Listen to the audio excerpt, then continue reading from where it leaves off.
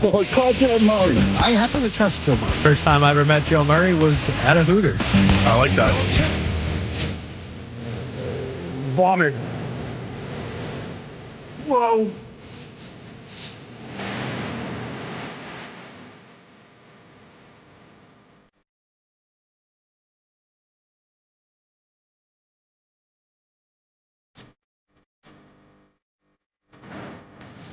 All right, welcome in 98.5 The Sports Hub. I'm Joe Murray.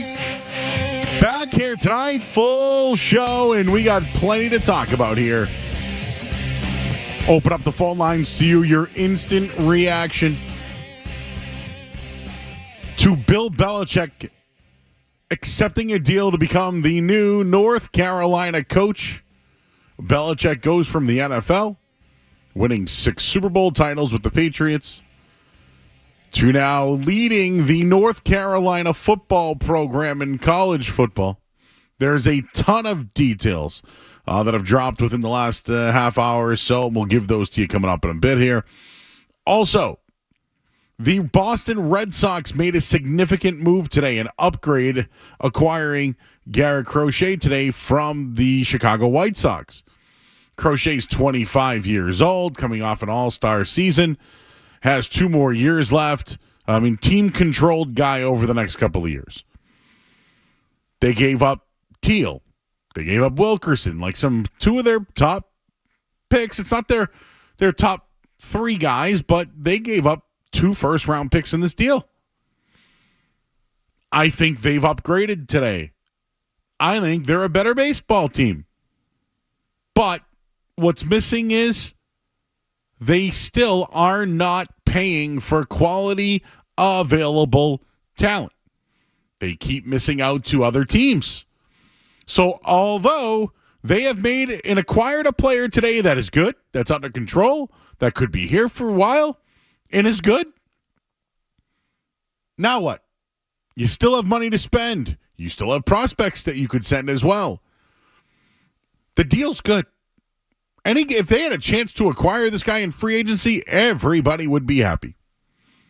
But it was by trade and no money involved, and therefore people aren't satisfied.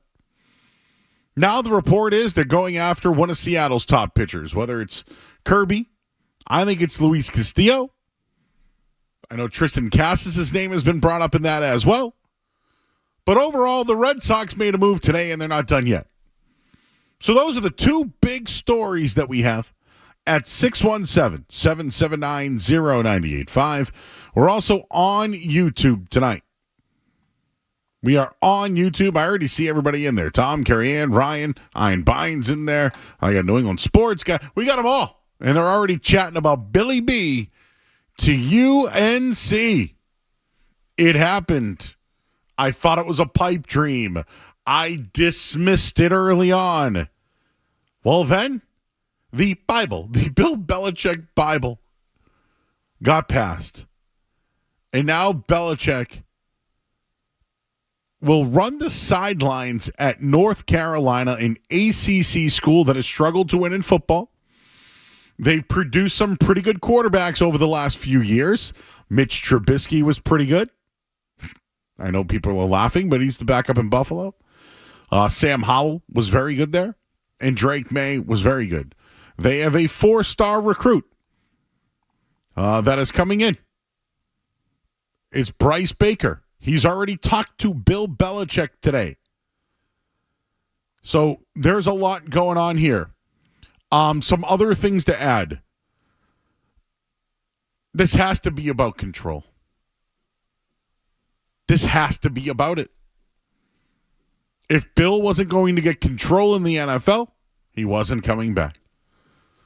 I have a lot of thoughts when it comes to Belichick not being in the NFL. But something just doesn't smell right. Something doesn't smell right around Belichick, around Kraft, this whole thing. There's more to it that we don't know about. I don't know anything. I have no sources. It just smells funny. Belichick can't get a job in the NFL. And this thing is happening. Ageism, there's a lot of ageist in the NFL. When you become a certain age, they retire you. That happens. It doesn't happen in college football. There's been a lot of guys who've come back. Mac Brown was 71 years old and just got fired from North Carolina. And now North Carolina is bringing in a 72-year-old that's never, ever coached in college football. This makes no sense at all for the University of North Carolina. Take Bill Belichick out of this for a second. What the hell is the University of North Carolina doing hiring somebody who's older and has never coached in college football? I'm sure they are doing cartwheels out there. But how does this make any sense for the program? Money. Belichick promised this. He got his control.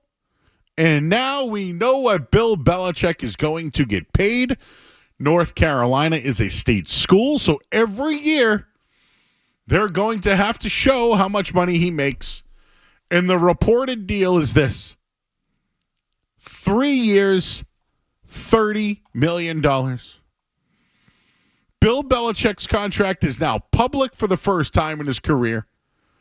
I'm curious if there's a buyout, and is it big enough to completely take the NFL off the table? That's something you have to think about here. A lot of these guys have buyouts. The reason why Jimbo Fisher wasn't fired was because he had a $75 million buyout.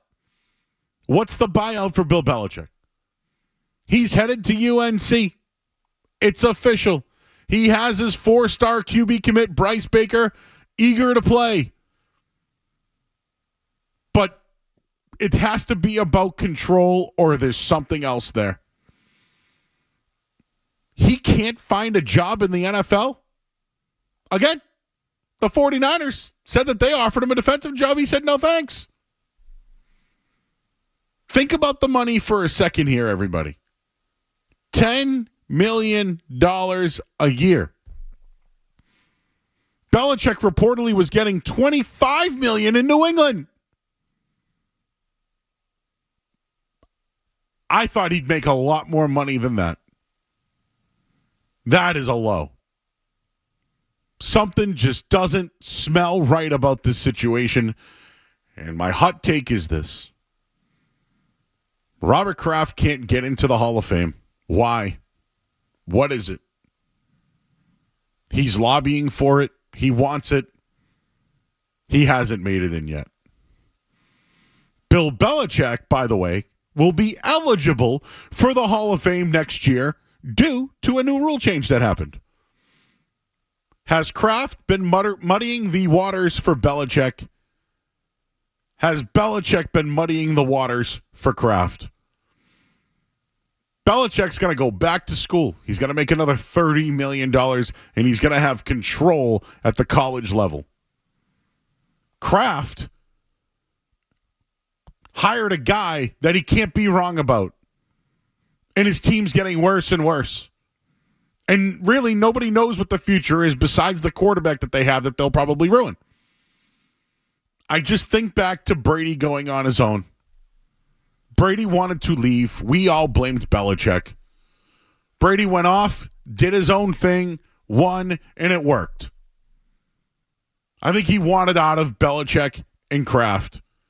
And now they're both sabotaging each other. Kraft's not getting in the Hall of Fame, and he will. Belichick might get in next year. But Belichick's doing something in college while Robert Kraft, the owner, is without both Tom Brady and Bill Belichick. We'll leave it there at 617-779-0985. I'm Joe Murray. We got a full show tonight. Keep them coming. Coming on the chat. You want to call in as well. We got Skaz here. We'll get his thoughts. I'm Joe Murray. You're listening to 98.5 The Sports Hub. You're listening to Joe Murray on 98.5.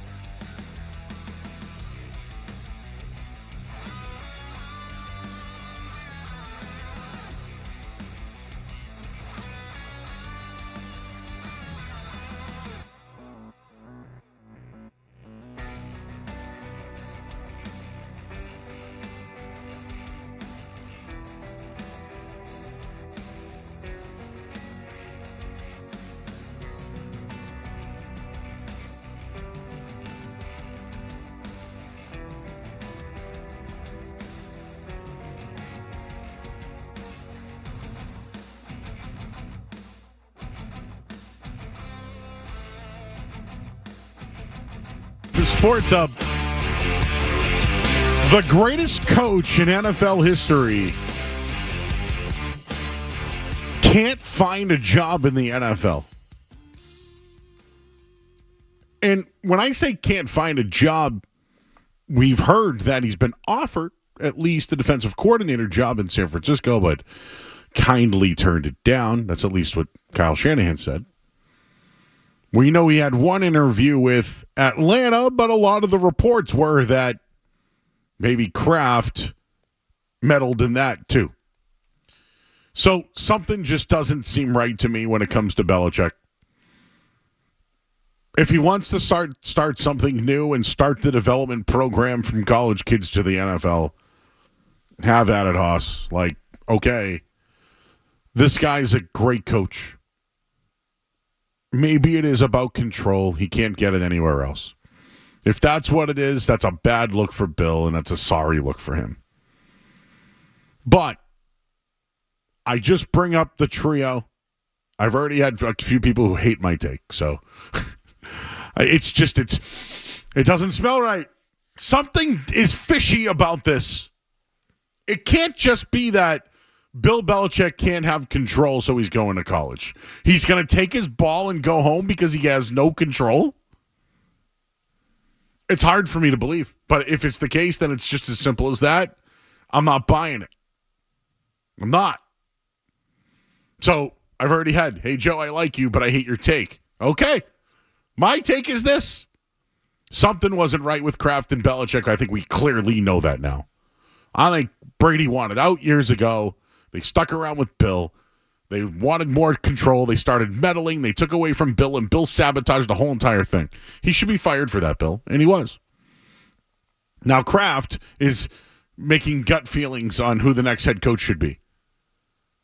So while his franchise is diminishing, even though they have a good quarterback, with zero direction at head coach or anywhere, Bill's now going into college where he's going to get full control, $30 million over 3 years, an NIL deal that I just read the numbers. Their NIL program for football is going from $4 million to $20 million with now the acquisition of Bill Belichick. So when I said, hey, Mac Brown won a national championship, was with North Carolina the last few years, developed, was at the end of the Howell run, but helped develop Drake May. He was 71 years old. People think he wasn't relating to the players. Now, he did stick around. He coached the next game after being fired. They liked him there. They wanted to go in a different direction. But the direction is a 72-year-old coach who's never coached in college. Now, do I sound like an idiot when I say the greatest football coach of all time has never coached in college and that's a problem? Maybe. But that's what North Carolina chose to do, and when I bring up the money, that's why.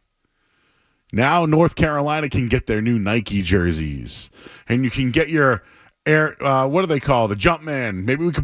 Maybe that would be a nice logo. I don't know, Joe. You any good at your graphics? Can we get a Jumpman logo with Belichick's face? What do you think, Skaz? Jumpman, always up to something? I bet you they're already out there, Joe. Oh, yeah? They're already floating around Twitter. Will there be a crying Jordan face? Or a happy Jordan face? I don't know. Yeah, you might get one of those if he loses to Wake Forest or something like that. Yeah. All right, Skaz, I gave a take. If it sucks or not, whatever, I have it. I think Bill sabotaged Kraft. I think Kraft sabotaged Bill. Now Bill's no longer in the NFL and has to go to college while Kraft can't get into the Hall of Fame, while Bill will next year. Oh, it's going to be great. So I heard Felger earlier say that he misses the story. It ain't over yet, bro. The story ain't over. Bill Belichick's going to go to the Hall of Fame next year. Could Robert Kraft at the same time? Could they both be held out? I don't know. The story ain't over. And I need to know what that buyout is.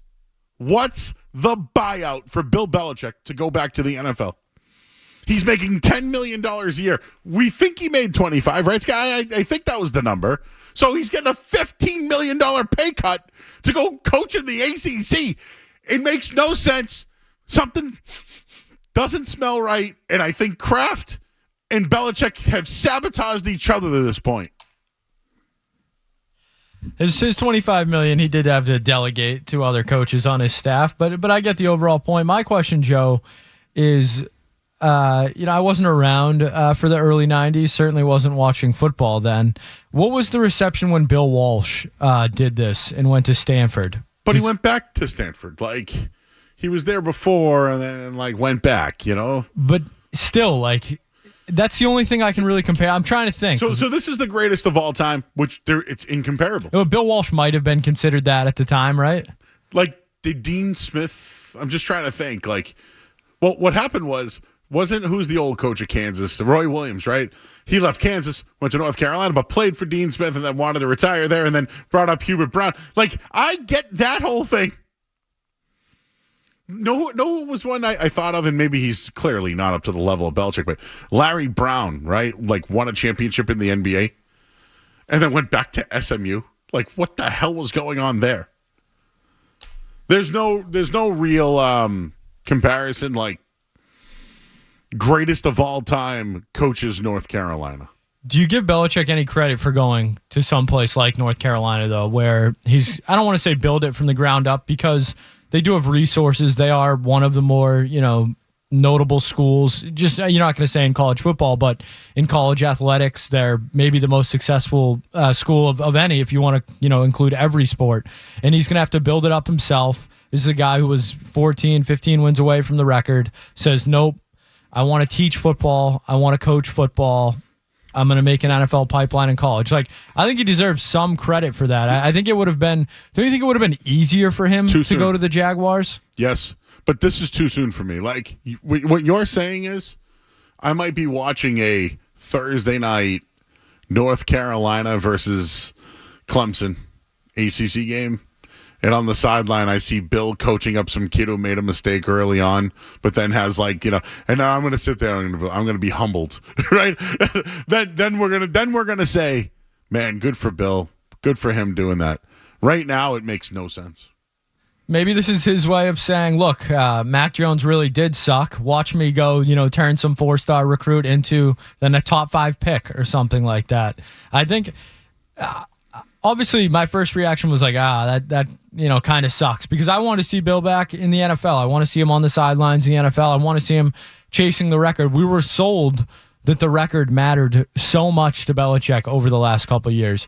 And not by Belichick. I don't think he was the one selling us that. I think a lot of other people felt that was something that he was, kind of gung-ho going after. So for him to do this, I just think it's a very interesting look inside what matters to Bill Belichick at 70 years old. What's the buyout? For real, what's the buyout? I mean, if it's only a $30 million deal, what's buyout's got to be less than that. And just let's have some fun with it. And I see everybody on the phones. I know people want to get into this. What do you think Bill Belichick would have got if he was the head coach of the Jaguars?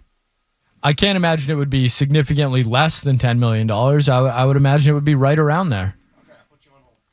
I got to look that up. Coaches' salaries in the NFL. But he's not your typical coach. He's Bill Belichick.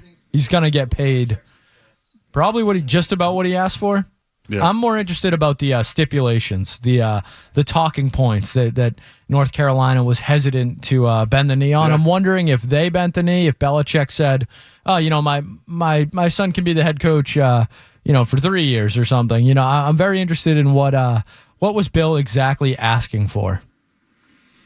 Yeah, so I get this one. How would it be that Kraft could sabotage Bill's chance of coaching in the NFL? He can't even get into the Hall of Fame. That's my point. Bill is saying, why get Kraft in the Hall of Fame? Because I did this, and that. Where Kraft thinks he did this, and that. And then one can't get a job. And if someone does want to interview Bill Belichick for a job, right? Who would be the one person you'd want to reach out for a recommendation? Wouldn't it be Robert Kraft? Do you think North Carolina called Robert Kraft? Do I? No. Yeah, I don't think they did. I don't. See, I wouldn't be so interested. I would talk to Tom Brady before I'd talk to Robert Kraft. Talk about a guy that was working under him and was working for him as opposed to the guy he was working for. I think you have a better understanding of how someone operates from someone who works under them than someone that's working for them. Maybe that's just, how I feel about it. But I that's an interesting point. Did North Carolina call Robert Kraft? I'll save the take. It smells. It stinks. I'm going to let it air fry for a little bit. Let's let that air fry. Just pop it back in there. What I do is I put it on 375 scas for 10 minutes and I just let it go.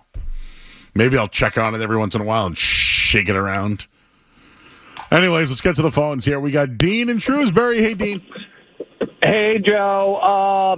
So I'm happy we were only able to, getting rid of Kyle Teal sort of hurts a bit, but it's amazing we didn't have to give up any of our top 3 prospects for Garrett Crochet. It gives us a lot more ammo to go out and get more done.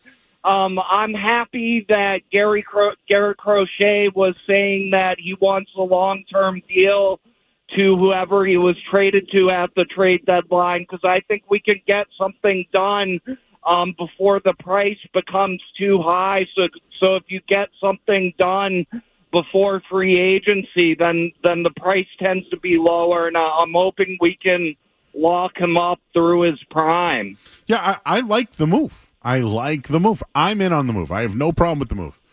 But people are upset that they didn't spend. That's the problem. They didn't what? They didn't spend. Thanks, Dean. They didn't spend. Spend money. Spend money. Spend money. Spend money. At this point, it's like just spend it on anybody. Tom is in Westbrook. Hey, Tom. Hey, guys. What's up? This is just my take on the whole Belichick thing. I think that, like what Skaz was saying, I think that the record does matter. But I think obviously people are looking at the last 5 years and going, maybe he's lost something. And I think he's taken this job just to try to do 2 or 3 years to rehab his image and show that he can relate to younger players. Yeah, but then he'll be try to get back in the NFL. He'll be 75 years old. I don't think he cares about the age. I think he's going to try to show people that he's like, look, I can get a program going, I can relate to younger people, and then try to wiggle his way back into the NFL so he can break the record and then retire. Okay, I don't doubt for 1 second that Bill Belichick can rehab his reputation, rehab his resume, you name it, everything, going to college and coaching kids up and being successful. I watch it happen with Deion Sanders right now. I'm watching it happening with other guys in the league, okay? That's not my thing. I do feel like the record is important. 75 years old. How old was Coach Snyder for Kansas State, guys? If you can look him up. Snyder had a couple of different runs. He was with Kansas State, retired. I want to say he came back at like 80, dude. He might have been 80 years old. So he's 85 today. His last year coaching Kansas State was 2018. So 1921. Yeah, so he was 80. Okay, so should I be now open for Bill Belichick to be a coach for the next 8 years? Because I remember this famous quote from Belichick that said he didn't want to be like Marv Levy and work all those. We should find that quote. I'll do it during the break. But now he's going to North Carolina at 72. Tell me where this makes sense to anybody. Bob's in Lawrence. Hey, Bob. Hey, Joe. Great show, Ben. Great show. Thanks. You want to know why Bob Kraft isn't in the Patriots Hall of Fame? Or why is that? He has turned Bill Parcells into the Mo Green of Patriots Place. I mean, no one tells Mo Green what to do, buddy. You come to Vegas, you don't talk to Mo Green like that. No, this is a guy, okay, he drafted Drew Bledsoe, Troy Brown, Adam Vinatieri, and Curtis Martin.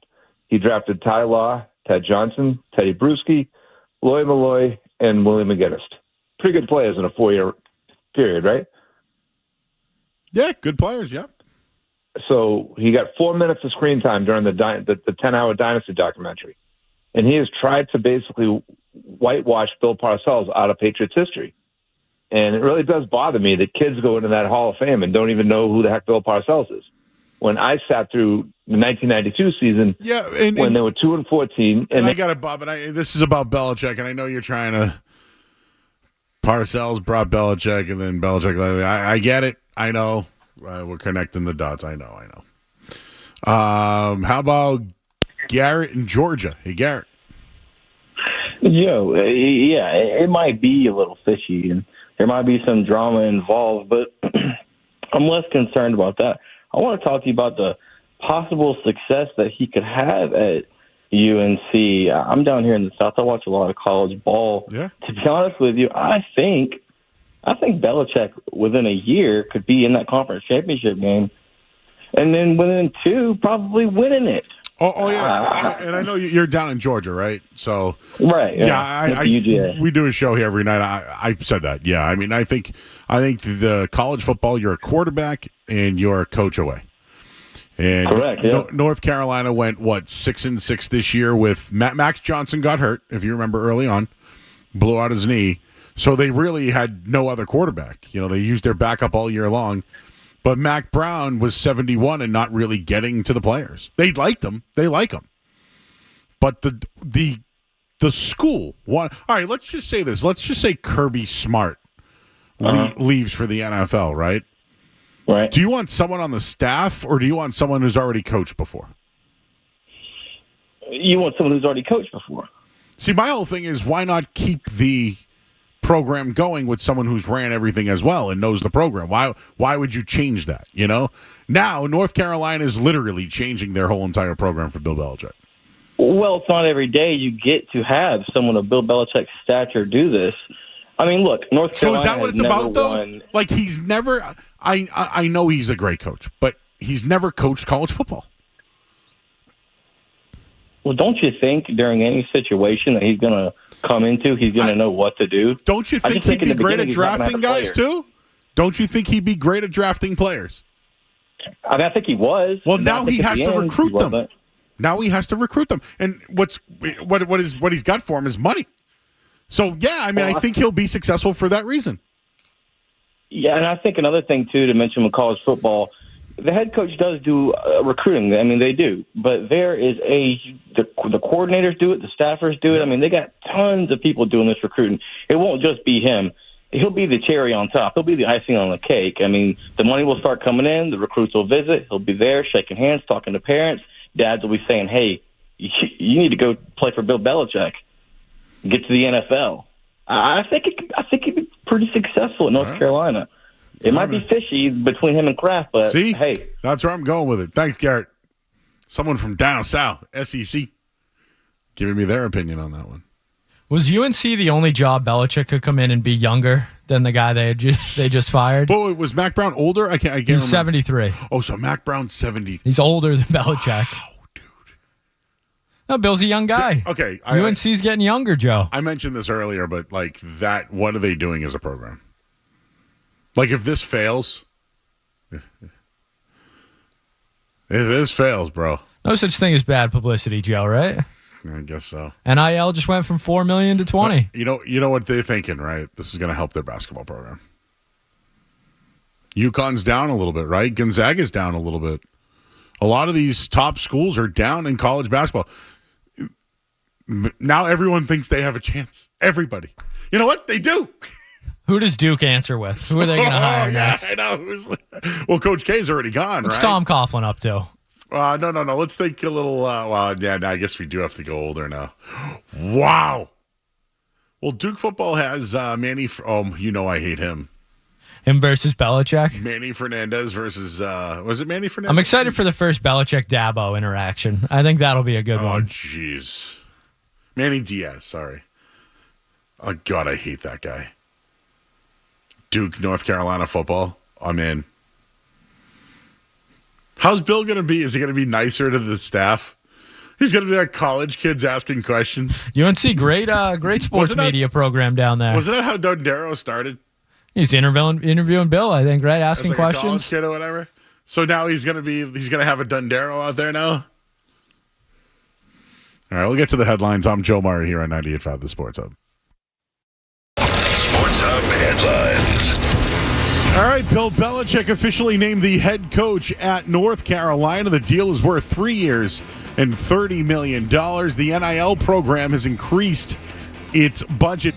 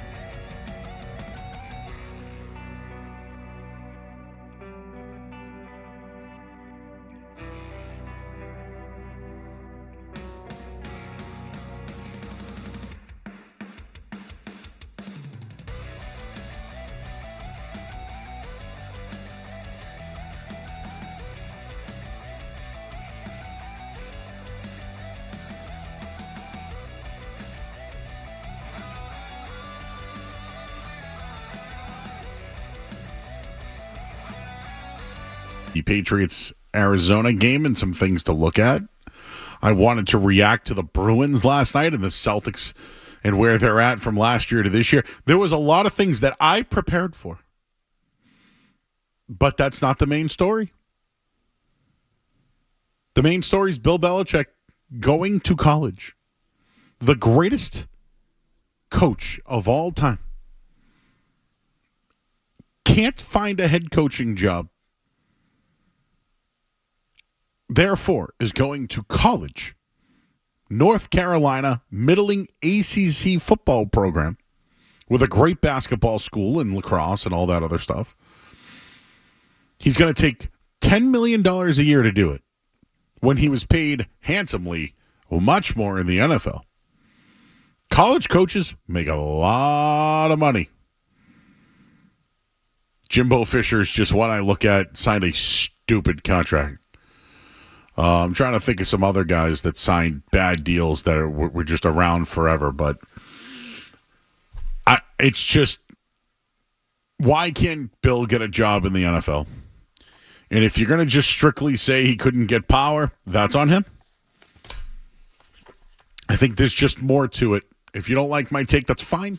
This is why we do sports talk radio, right?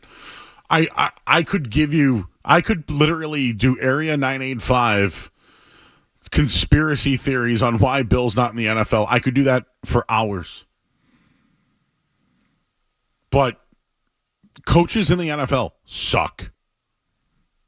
I watch a lot of bad coaching on a weekly basis. I watched Antonio Pierce throw a flag for a review on a ball that was not even close to being inbounds. Whoever the Jets coach is now, the guy is a try-hard guy, but can't coach. I mean, there's probably going to be 7 or 8 new head coaches next year. And Bill can't be one of them? Why is everybody staying away from Bill Belichick? Is it just about control? Because if that's what it is, that's on Bill then. This is all on Bill. Bill made it this way. I would love to sit here and tell you, you know what, good for Bill, retiring, trying to do better for the game, trying to put his name on the development of college players into the NFL, something his father talked about, right? Managing a football team at the college level, which he did for 50 years at Navy. So something isn't right to me here, but Bill Belichick is at North Carolina, and their program just got a $16 million bump. And they have a 4-star recruit coming in who's already talked to Bill. Oh, you know who I didn't mention has commented on this, guys? Maybe you saw this, but you mentioned one of Bill's favorite players of all time, or his favorite player of all time. Lawrence Taylor. Where did he go to college, everybody? North Carolina. Gary Myers in New York texted Lawrence Taylor. His thoughts on Bill Belichick taking the job at his alma mater. UNC stock has just gone up, Taylor texted. So you like the move? Absolutely. Did you talk to him about it? Gary Myers asked Lawrence Taylor. That's all we've been doing the last couple of days, LT said. Myers went on to say that Taylor is out of eligibility. You know what would be a good story? You ever see the movie Necessary Roughness? With like Sinbad and Scott Bakula. Kathy Ireland was the kicker. Well, they started a program where, like, could Bill Belichick coach like a guy who's like on the last year of his eligibility? Like, is one of those stories going to happen? Oh, get ready for it. I hereby dedicate this building to myself. Back to school. Bubbles. Coming out, dumb bubbles. Coming out, dumb. I could see Belichick getting his own building down there after a couple of years. Oh, you like Shakespeare, huh? I don't even want to say it. I want to say it, but I'm not gonna. Yeah, finding clips we could use from that movie. Not as easy as I thought it was going to be. Back to school. Kevin is in Beverly. Kevin. Hey, Joe, great show. Love it. I'm up in Beverly, North Shore guy. I did go to UNC. I was there in the Mac Brown days, way back in his first go-around. My question for you is, do you think in Bill's contract with the Patriots, they only said you can't go to another pro team, and maybe this is his way of sticking it to Kraft. He gets paid by Kraft, and he gets paid by UNC. Again, not to throw conspiracy theory out there. And last thing is, if we want to talk roast beef, love to have a further conversation. Oh, Nick's. If you're in Beverly, that's my guy. But Amen. Amen, brother. But Jamie's is my favorite. And a modern butcher's putting up a fight. Love the modern butcher. That's my new favorite. Got it. Thanks, Kevin.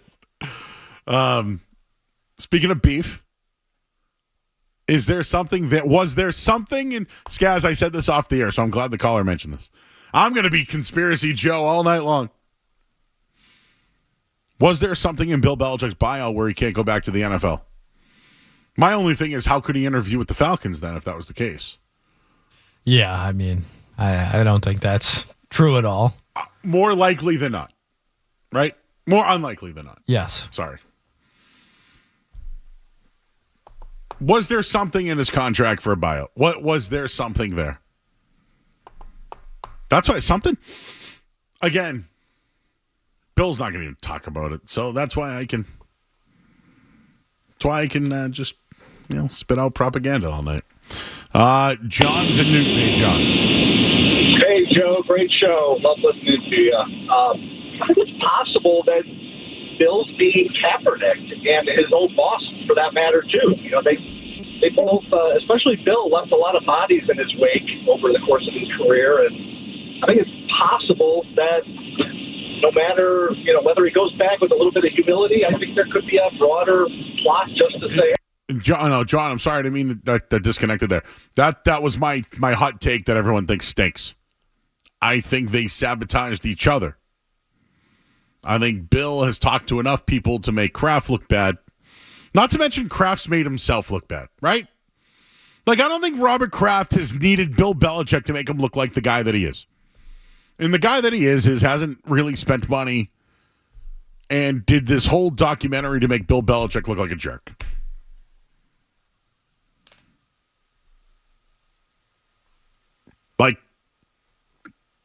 But at the same time, is Bill telling people, hey, why Kraft to the Hall of Fame? They've been sabotaging each other. I think in the end, though, Kraft's going to be the loser here. Kraft will be the loser. Justin. Hey, Justin. Hey, Joe. I just wanted to talk about Gary Crochet. Yeah. I am thrilled with the move the Red Sox made today for Gary Crochet. I think they're one or two more pitchers away before they go back to the playoffs, I guess. All right, buddy. I appreciate you. I've just found some information on who would have been the coach of UNC if Bill Belichick didn't take the job. That's kind of interesting to me. We'll get into that coming up in just a little bit. And the Garrett Crochet trade to the Boston Red Sox today doesn't look like they're done yet. Bill Belichick to UNC. Garrett Crochet on the table. I'm Joe Murray here on 98.5 The Sports Hub. Don't go anywhere. There's more Joe Murray. On the way on 98.5 The Sports Hub.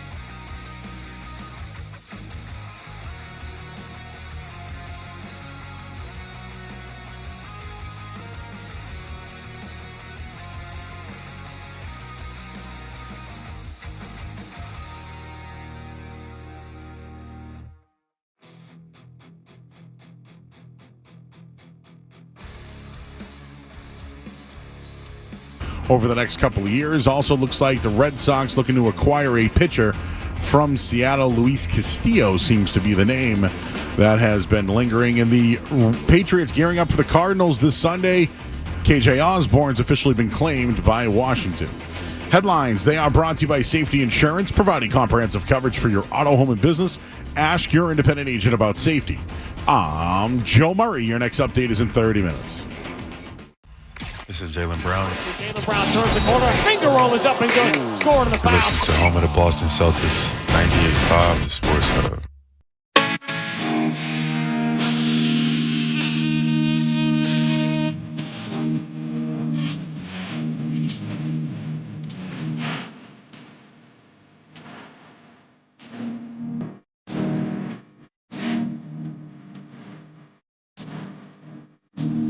All right, back here at 98.5 The Sports Hub.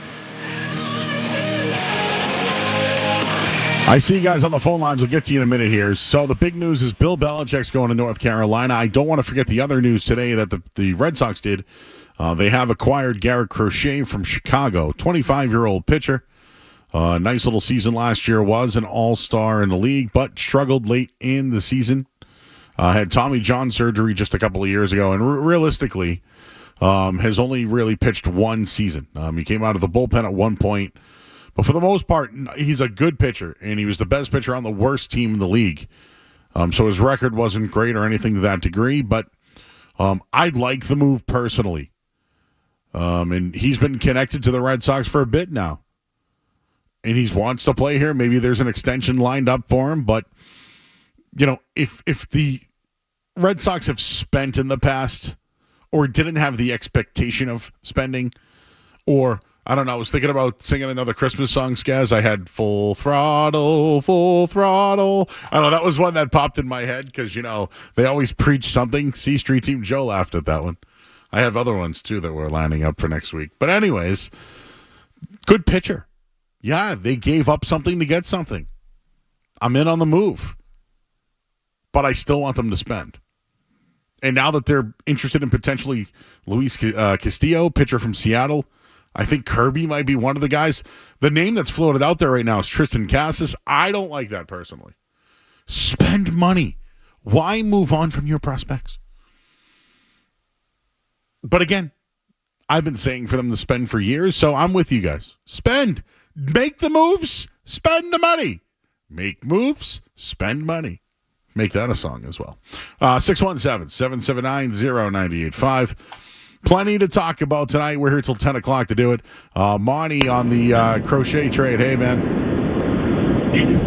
Hey, what's going on, brother? Can you hear me? Yeah, I can hear you. How you doing? Good, good. Hey, I'm like 2 minutes from picking my buddy up who played Liberty, and he hit off Crochet, and he was 3 for 3. I was trying to get him on the line for you guys to talk about how he pitched. Is he whack? Yeah. I mean, so at the end of the day, he always told me Crochet was the worst pitcher he ever faced that ever made it to the big leagues. He was shocked at the success he had and how well he did and ended up going to the White Sox. Hey, Monty, how old are you? I am 34. Okay, let me tell you this. I played against guys, too, who went pro, and I didn't think they were that much better than me. And come to find out, when you're pitchers, you can get this thing called Tommy John surgery. That's fair. You can go from throwing 88 to 100. I agree. I'm just telling you what he said to me when he was. No, I know. The same guys that I played with or against, they all got Tommy John surgery and were awesome and won World Series. I grew up with Manny Del Carmen. Kid was a second-round pick of the Red Sox. Grew up in Hyde Park. Was throwing 90 in Babe Ruth and in high school. Dude got Tommy John surgery, and all of a sudden he's throwing 101. That's the difference. Crochet had Tommy John surgery, what, a year and a half ago? 2 years ago? Whatever it is. You become a different pitcher after. That's why they do the damn surgery. Oh, I love that one, Skaz. That was let me tell you, I hit off this guy before and he sucks. Hey, I played against Rich Hill, and I grounded out. He stinks. Yeah, 43 years old, still making money in the damn Major League Baseball. Deshaun's in Virginia. Hi, Deshaun. Hello, guys. How you guys doing? Good, man. Hey, I want to touch on two things. I want to respond to the caller, like 3 callers before. When it comes to Bill Belichick not being allowed in the NFL, it has nothing to do with that. I think owners were looking at the fact that I don't want a communist dictator type coach driving my franchise into the ground. I think that's pretty much the biggest conversation when it comes to those owners, when it comes to Bill Belichick potentially being their head coach or whatever. If you just stick to head coaching, I'm fine with that. But anything that deal with player personnel, I don't want you to touch. If you're not willing to release some of your power, then kick rocks. Now, when it comes to now I have another philosophy when it comes to the receiver thing. Yeah. I said Metcalf, whatever. I think they could possibly take T-Mac with the third pick. They surveyed the third pick, and then get T. Higgins. How would you like 2 powerhouse receivers on the outside with Douglas in the middle? Deshaun, absolutely, man. And I'll just say this. There was a lot of T. Higgins chatter this week. Maybe it was the Patriots bye week, and not to mention he played on Monday. He didn't play well in that game. Wasn't he kind of shut down? I don't know. I just remember a buddy of mine was trying to win his fantasy football league and was pitched a 10 about T. Higgins. Blair is in Maine. Hi, Blair. How you doing, my friend? What's up, Joe Murray? How you doing? What's cracking, man? Nothing, man. I hear you call in with Ben Mahler, right? Yeah. I used to work mornings, so I used to hear you on my way in. Yeah, Ben Maurer, that's my favorite guy.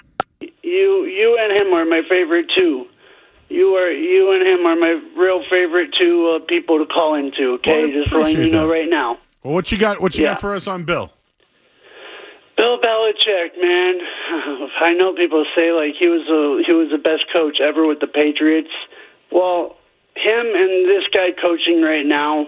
This coach coaching right now. I mean, the guy coaching right now was an offensive or defensive coordinator coach, and the record's not any better. It would be better if we had Tom Brady playing. Well, Tom Brady was on the sideline, and you know what he would do? Throw his helmet around and get mad and angry because he wasn't agreeing with the coaches, what they had to throw out there for plays. Well, you know what? Tom Brady's not out there anymore. The GOAT's not out there. You know what he's doing? He's calling stuff. He's being a commentator on the on the TV and stuff. So you know what? Right now, people, when you're a Patriots fan, you're a diehard Patriots fan. You always have to deal with, and that's what they're dealing with, losses, because it's going to be ways away from dealing with lots of wins. Thanks, Blair. Appreciate you, buddy. I knew that voice from somewhere. I knew that voice.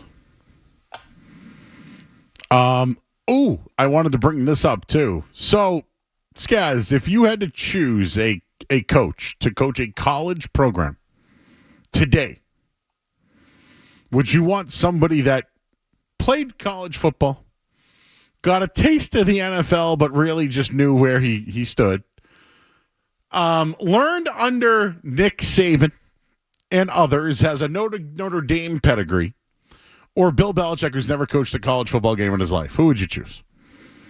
Bill Belichick. See, okay. Anything. The story's not over is what I'm trying to tell everybody.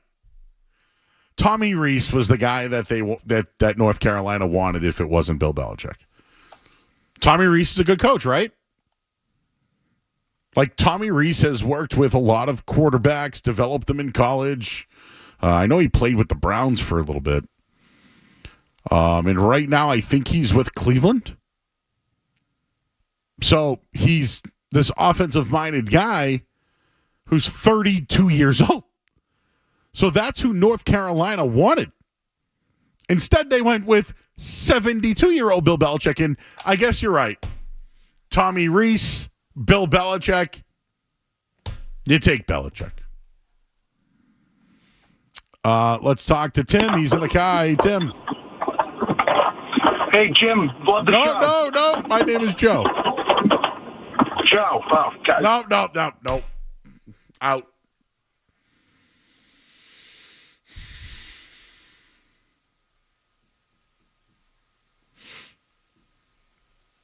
Nope.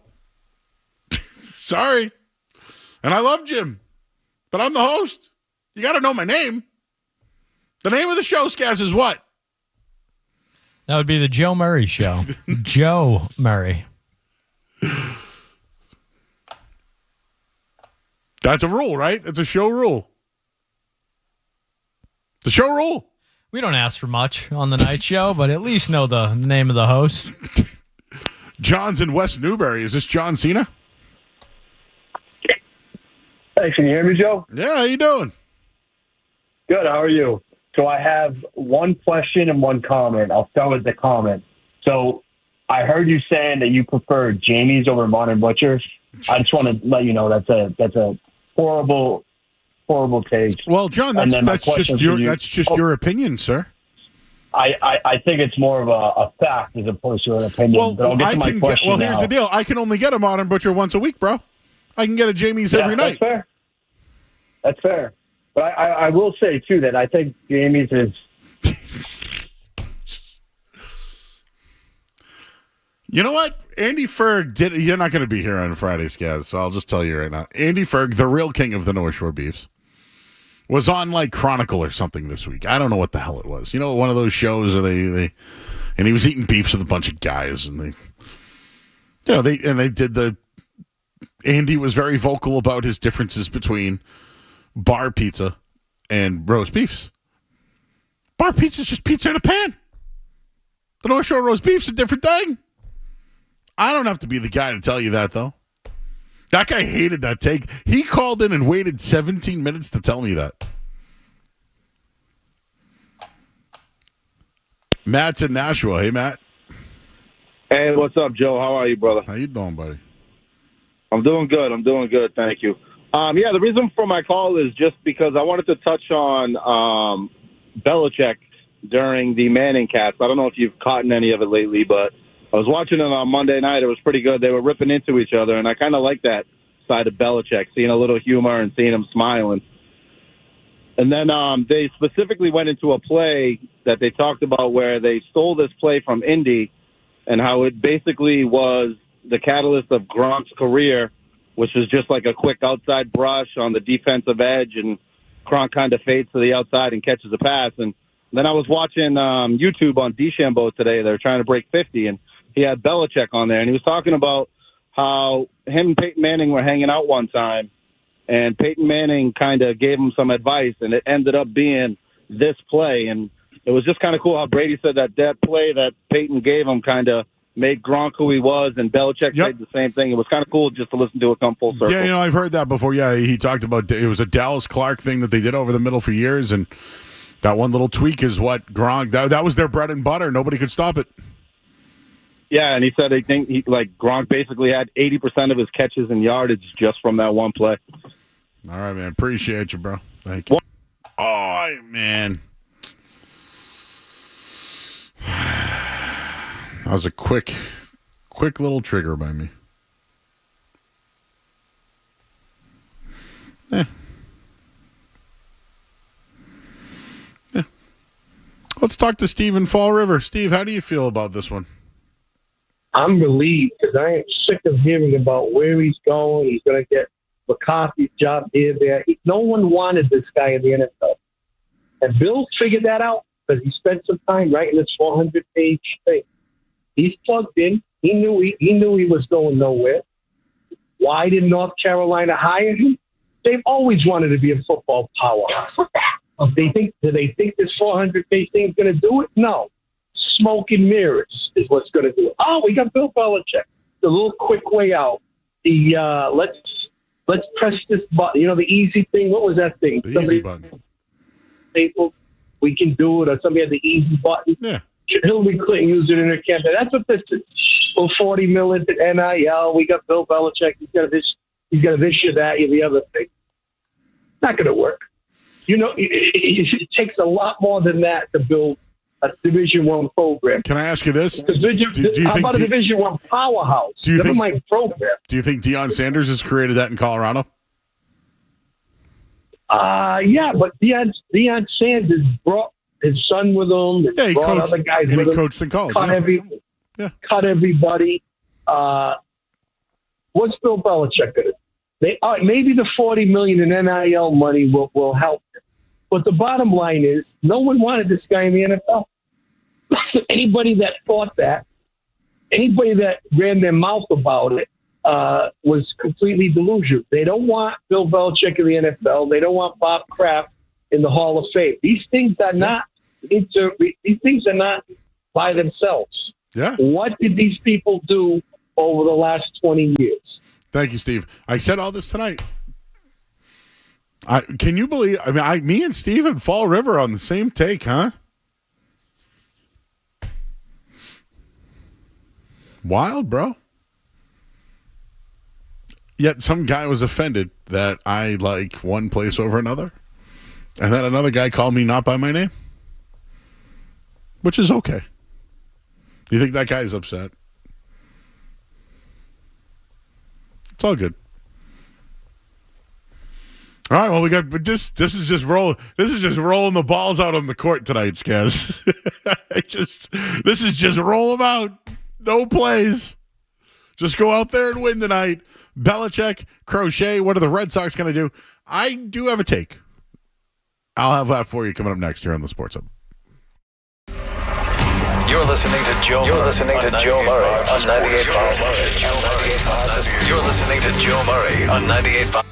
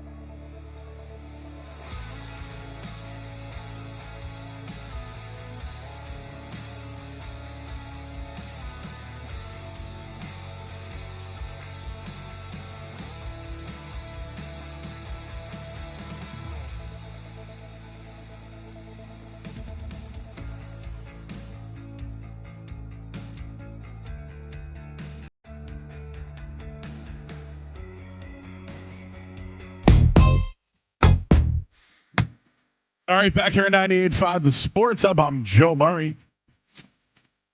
Bill Belichick to North Carolina. Official. Will not be in the NFL this year. The greatest coach in New England Patriots history. Some people don't like when I say the greatest coach of all time. I've gotten chirped at about that one a couple of times tonight. But the Patriots coach who won 6 championships with Tom Brady. Is that what he's going to be now? Bill Belichick, who coached the New England Patriots and Tom Brady to 6 Super Bowls, is now the head coach at North Carolina. Also, the Red Sox, what are they doing? Earlier today, I don't know, Skaz sent it to me, but Craig Breslow was supposed to do something on the MLB Network and then all of a sudden had to just poof, disappear. And I just was like, oh, God, it's staged.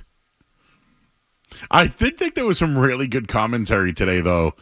Who's the guy who said the Red Sox are need to spend like Paris, but they're spending like whatever it is, New York, Poughkeepsie?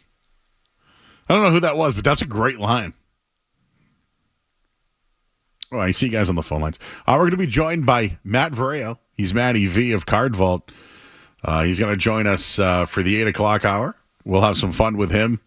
And he might know a little bit about some of these guys that got traded away. Because when you break cards, man, it's all about keeping those rookies, right? Those young players. You know, just stash them away for a little bit. I have like 75 Marcelo Mayer cards. Rookies, autographs too. I don't have a Kyle Teal, though, who got traded today. And I know that one of the top prospects, Wilkerson, as well. Is it Ben Wilkerson?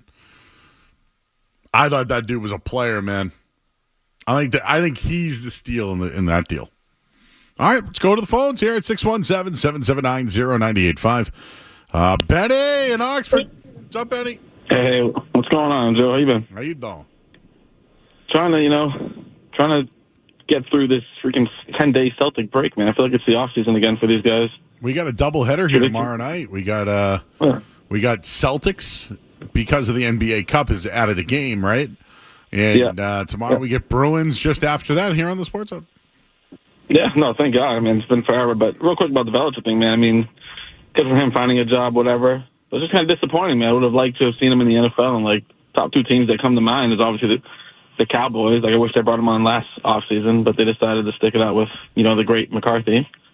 And then the Jets. Like, they have 2 defenses there that would have been fine. I just, like, would have preferred to see Bill in the NFL coaching those 2 guys, those 2 teams, seeing what could have happened. I mean, the Jets would have been money for you guys in sports radio. Yeah. So I don't want to call it a black ball, right? But do you think that's what's going on with Belichick? Yeah. I mean, it almost feels that way now. Because if it's not that, because that's speculation, but if it's not that, I'm wondering what that buyout is. Like, okay, Deion Sanders is in year 2 at Colorado, right? And they missed they missed it by the championship game by 1 game. But they have 2 top 5 picks in the draft this year. Right? Why couldn't Deion just go to the NFL and get a buyout from Colorado? Yeah, no, I agree. Like you said, we got to see what the buyout. I think Belichick's going to be 2 years. I think it has to be 2 years. And I think at that point, what is he, 74? Well, that's what I was going to say. But we just looked it up. Coach Snyder at Kansas State was coaching at 80. Yeah, and and Bill will be the coach that you'll have to take. Oh, he'll be a stubborn bastard. You know that. Agreed. I mean, yeah, but like I said, I'd prefer to see him with the Cowboys or Jets, man. Like, that would have been perfect. Like, those defenses are there. They have the skill there. The Jaguars made sense to me because I think he might be able to work with Lawrence, even though he's under contract. But I feel like maybe they just could have let him do his thing, Yeah, I agree with that. Jaguars are up there. Cause, I mean, what else do you have to lose almost, Like, look who you have there now. Yeah, and I thought the Giants may have been real, but... Yeah, the Giants were on them. Again, maybe it was just the Jets and Cowboys. And real quick on the Celtics, I don't know if you guys saw that. Skaz might have seen it too. I know he's on the Green Teamers podcast. But did you guys see that they're almost favored for Ben Simmons if he gets bought out or like where the hell did that come from? Yes, we're going to talk about that later, Betty. Thank you. I don't know if anybody wants that. But he can't shoot. How does a guy who can't shoot got to work out in the Celtics? Can I just leave it at that? You want another hot take? I think he'd be a great fit, Joe. He doesn't need to shoot. Everyone else shoots, but the money doesn't work. It makes no sense. See, you're talking me down now. It doesn't. So you think he'd be a great facilitator? Yeah, he's a good rebounder and a great passer that plays. Can he play defense? Average to above average defense. Is he gonna take the shot? No, don't even let him. But Joe will hate that. I think for Ben Simmons, he gets special. Yeah, if Luke Cornett's parked at the 3-point line, he's not taking it either. So no, Luke Cornett can knock down that shot. Yeah, all-time NCAA leader in 3-pointers for a 7-footer. Put respect on his name, damn it. Ben Simmons, the favorite. I don't know how it works. Yeah, it doesn't work. It's not going to happen. Where does that one work? Unless it's a 3-teamer. I mean, now you're getting all funky on that one. Mark in Nora wants to crap on the Red Sox. Hi, Mark. You know what? I called. I wanted to call and give I really on them enough. I was going to call and give them credit for the Crochet trade, but I can't. I don't have it in me because like you said, if they wouldn't spend the money on the free agents, either Freed or who's the other free agent, Crochet's not as good as either one of those guys, is he? Ooh. So I think they're a slightly tier ahead because they have years of experience. But I like the 25-year-old. I'm not saying that this might not be a good trade, but if you could, you know how these prospects are going to trade, are going to play out. I mean, maybe like one of them is Jeff Bagwell. Who knows? You don't really know, but you'd like to be able to keep your own players. We suffered for 5 years and watched them draft all these players. I'd like to see them play for the Red Sox. Why? Skaz wants to know why. Why do I want to see them play for the Red Sox? I mean, because they drafted them. They drafted them in the first round. You like to see if they know what they're doing. Drafted them. I don't know who drafted these particular guys. Which of the Red Sox brain trust drafted these particular prospects? That they traded. Wouldn't you like to have a young superstar on your team that you drafted? Mookie Betts. I don't know. Yeah, Mookie Betts was here, and then they got rid of him. I'd rather have the 25-year-old left-handed starter than the idea of prospects that might be, could be, should be good one day. All right. How about the free agent starters that were on the mark? How old are they? And are they as good or better than Crochet? And you could have had them and kept your prospects. Max Fried and Corbin Burns are both 30 years old. Okay. So how long before you want to win? I'd like to win sooner rather than later. Is Corbin Burns not a better pitcher than Crochet? I would say probably for the upcoming year, yes. But are the Red Sox ready to win next year with this roster? Oh, I know. So that's the deal. So if you have all this money to spend, you improve your roster. So maybe if you sign Corbin Burns or Fried, and then you want to trade your prospects, trade them for some ball players. Yes, that's exactly what they just did. What did they do? They traded some of their prospects for a ball player. For a pitcher. No, okay. So for a pitcher. So you guys on this station complaining about no right-handed batting, you got all left-handers. So that's not us. I don't complain about that. No, we work at night. You think I complain about that stuff? All right. Maybe it was. No, I know you listen to the station all day. I know you do. I do. You got to be fair to us. We don't. I don't often have an agenda unless I'm pissed off. Oh, I'm not saying it's an agenda. Are you happy the way the Red Sox have been the last few years? Come on. No, nobody's happy. Here's the deal. People want. Here's what's going on, Mark. You want them to spend because they haven't spent. I want them to spend. Okay, then we're in agreement then. Okay. You just can't. The guy wants them to every prospect to come up and play. I'm sorry, that's just not how it works. The Red Sox I'm being serious. They need to just pay Strawman, and then everybody will just be happy. They're gonna give Bregman like $300 million just to do it. Can I be honest with you? I'm glad they didn't go the extra year. On Fried, you're saying? Yeah. I'm of the. You want more money, shorter years. I'm thinking like Skaz. I've been trained to think like the Red Sox. I'm trained. It's a scary, scary thought, No, Joe. I'm on the same page as the Red Sox, and You're on the scary. same page as Stephen Fall River and the Red Sox. I know, tonight, Joe. I know. I don't know how I feel about that. No, what I mean by it is there are guys getting paid big money that I just think the Red Sox. You have to look overpay. elsewhere. You have to. But what I'm saying is Sean Manaea, okay? Guy threw a no-hitter, was in Oakland for years, right? You know what he is. But on a 1-year, $17 million deal, some people might not like it. I like it with an option. Right? They're spending more money. Maybe even if let's call it $20 million, whatever. It's a short-term deal on a guy that has an option. I would rather Walker Buehler I would love. You know why? The guy's had upside. He's had transition with the Dodgers. But a short-term deal, he hits big. You get the option year. You can sign him to an extension. If not, you trade him at the deadline. So, I like the Giolito deals. Because, guys, you said it yourself. Are they in position to win this year? I'm not saying don't spend the money because you're not going to win a World Series. That's not what I'm saying. But at the trade deadline, how about you make some moves then?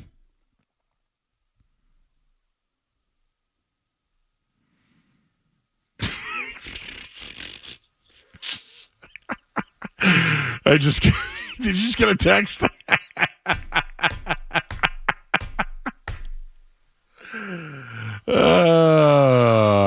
Brian is in Salem. Hey, Brian.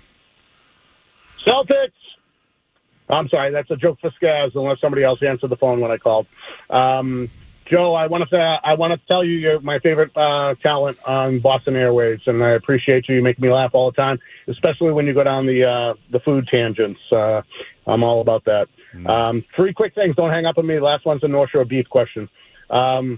First thing, why isn't Theo Epstein, who is the smartest guy in that organization, running the show instead of Breslow? Because he's not paid to do that. Didn't he say something like, "Yeah, it's out of my pay grade" or something like that? No, I know, but isn't he the most qualified person for that job? Brian, I don't know if they can sign a free agent. Maybe Theo needs to sit in that meeting. I don't know. But yeah, Craig Breslow made a trade today, something that we didn't see the GM before do, moving on from prospects. They did it. They did it at the deadline. They did it today, and I think they're a better team. Yep. And my second thing is, did I not hear your colleague Felger and Maz? Or not Maz, he wasn't on today, but saying that Crochet really fell off the map after the All-Star game this past season. That is true. Yep. Does that worry you at all? Does that worry you? I'm a little confused. The only reason why it doesn't worry me is because everybody hated Chicago. That was a terrible place to be, dude. They lost the most. What, didn't they have the winning streak for most losses in a row? Yeah, I think so. But he caught the prefer ball after the All-Star game with not getting through the 5th inning in any of his starts. Listen, they're taking a chance on a guy that's 25 years old. It's an All-Star that's really only pitched 1 full season after Tommy John surgery. All right. I'll keep my I'll light my dick for him, and hopefully.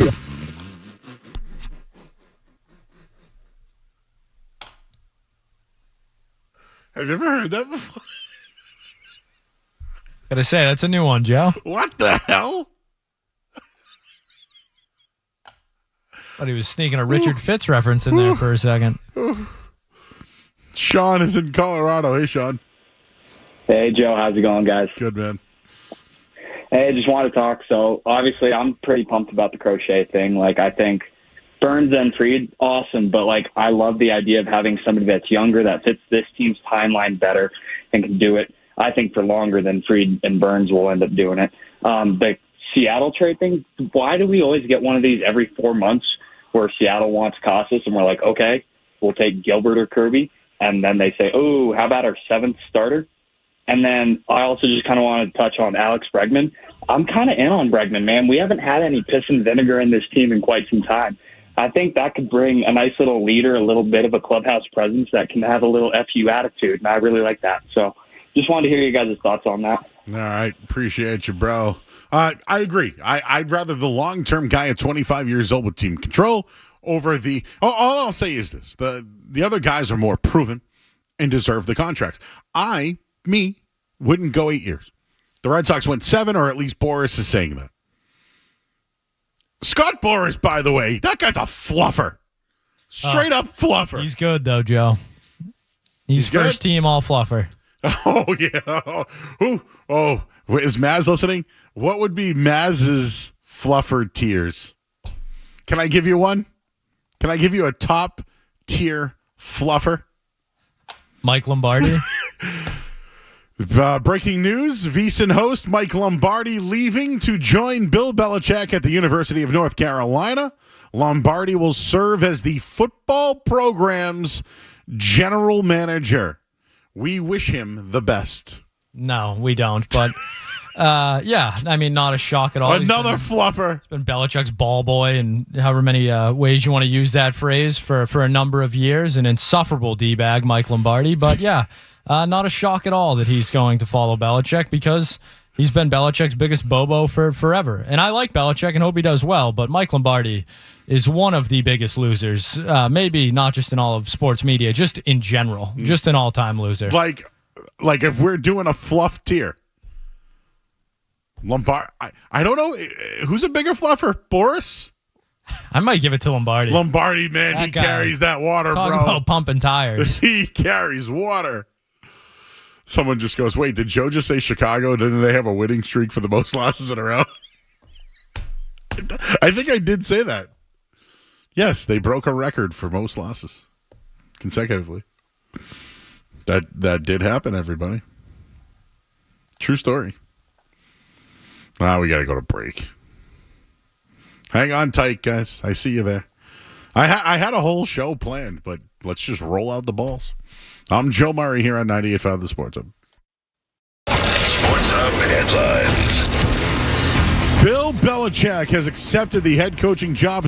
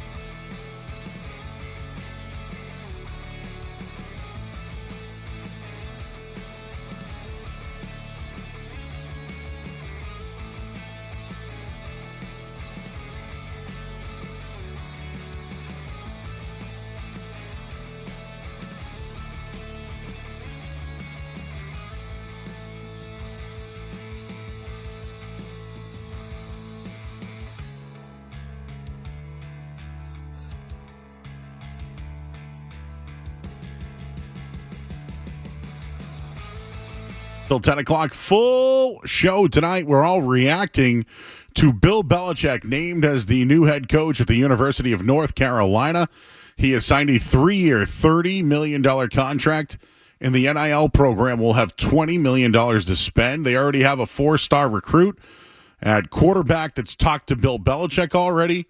Bill Belichick has already named his staff, 30 people on the staff, and it looked like the biggest fluffer of them all, Mike Lombardi, will be the general manager of said North Carolina football team. So that's on the table. And the Red Sox continuing to make moves here. They made a trade earlier today acquiring Garrett Crochet from Chicago. He was an all-star. He's 25 years old. They gave up 4 prospects, 2 former first-round picks. It's a big move, but people are upset because they're not spending. But plenty of moves still on the table for the Red Sox as well. The phone number here is 617-779-0985. Reading from Karen Gregan of Mass Live. Bill Belichick, what happened to the NFL? Did owners looking for head coaches forget he's the greatest of all time, is what she posted. She also had a chance to catch up with 2-time Super Bowl champion Rodney Harrison. He's surprised UNC head coach Bill Belichick drew no NFL suitors. Can't believe the guy with his reputation and the things that he's done coaching-wise shouldn't be jumping at the opportunity to give him a job. I think there's something to it here. Something smells fishy to me on this one. Belichick, I believe, could have got more money in the NFL than he did in college. And if it's just about control, he got it. But in the end, between Kraft, Brady, and Belichick, which one looks the worst right now? I still think it's Kraft. It's absolutely Kraft. 617-779-0985. We're going to welcome in Matt Vareo. We call him Maddy V. He is from Cardvault. He's going to join us coming up in just a little bit. He'll hang out for an hour, and we'll have some fun. We'll do that in just a little bit. But let's talk to Tony. He's in Gloucester. Hey, Tony. Hey, Joe. Listen, the Bill Belichick move makes perfect sense to me. And quite frankly, I'm confused as to why people are confused. I don't think that Bill Belichick's going anywhere. And he can come back to the NFL in 3 years, having improved what was his greatest deficiency, which is the game passing him by. I think he's going to college to learn the college game. Everyone says, he grew up in the 80s, the defense is his priority, but college offenses are what dictate football today. And Belichick is taking his time. He might coach until he's 80. He might coach until he's 90. Who's to say? But he's going to learn the game, and he'll bring it back to the NFL. He's not in any rush. That's the biggest sort of surprise in all this, is that people are saying that, the horse is dead before the carts hit the destination. Anyways, Joe, love the show. Okay. There was a horse reference in there, and I didn't understand. I do watch a lot of Yellowstone, though. So when it comes to, horses and stuff like that, I lean on the show Yellowstone, who, by the way, is without Kevin Costner this year, and I think it's taken a big hit. But what do I know? We got Dalton. He's in Dedham. Hi, Dalton. Hey, guys, how we doing? How you doing? Good. Hey, so I just had a quick take on this Crochet thing. I don't think it's the end of the world for the Red Sox. I don't know if you guys remember, the Red Sox traded away 2 of their first, I think it was Kopech and Mancata, what was that, 5, 6, 7 years ago? 8. Yeah, there you go. For sorry, I'm a little out of breath For here. sale. Why are you out of breath? What's going on? Joe, it just came up from the grocery store, buddy. I'm trying to run out of the rain. Yeah, you know where do you go? Do you go to that big Stop and Shop there? Nah, Joe, I go over the Shaws in West Roxbury. West Roxbury better on with the Center meat. Street. Oh, yeah, better with the meat, better with the seafood. Yeah, did you? I would have stopped at Tony's place. I haven't had a pie from there in a while, Joe. I'm a Pleasant guy, so I can't I'm a Pleasant guy, too. Yeah, come on, Joe. You know the deal. I grew up down the street. I still get it when I go home. Oh, yeah, George, you're from Hyde Park, George Wright area, right? That's right, sir. Attaboy. Hey, but yeah, just let me get back to that real quick. So, all right, cool. Yeah, so the Red Sox gave up Mancata. They gave up, Kopech. Moncada, believe it or not, he's still in the White Sox, and he sucks. Kopech ended up going to the Dodgers. He's a bullpen guy for them. So, yeah, the Red Sox did lose out on Kyle Teal. He's a left-handed bat. The Red Sox have way too many of them. They needed to get rid of one. And believe it or not, with the whole Costas thing going on, I think the Red Sox might move on him tomorrow morning for one, Kirby or the kid Castillo. Castillo. Yeah, so we'll see. I mean, the Red Sox, they get a lot of money to spend. They can get another big right-handed bat. I don't like Hernandez from the Dodgers. I do like, what's his name? I like the kid from the A's, Skaz. If you know what I'm talking about, the DH, right-handed bat. Skaz? I'm not up to speed on A's baseball. Thanks, Dalton. Love you, bro. Thank you.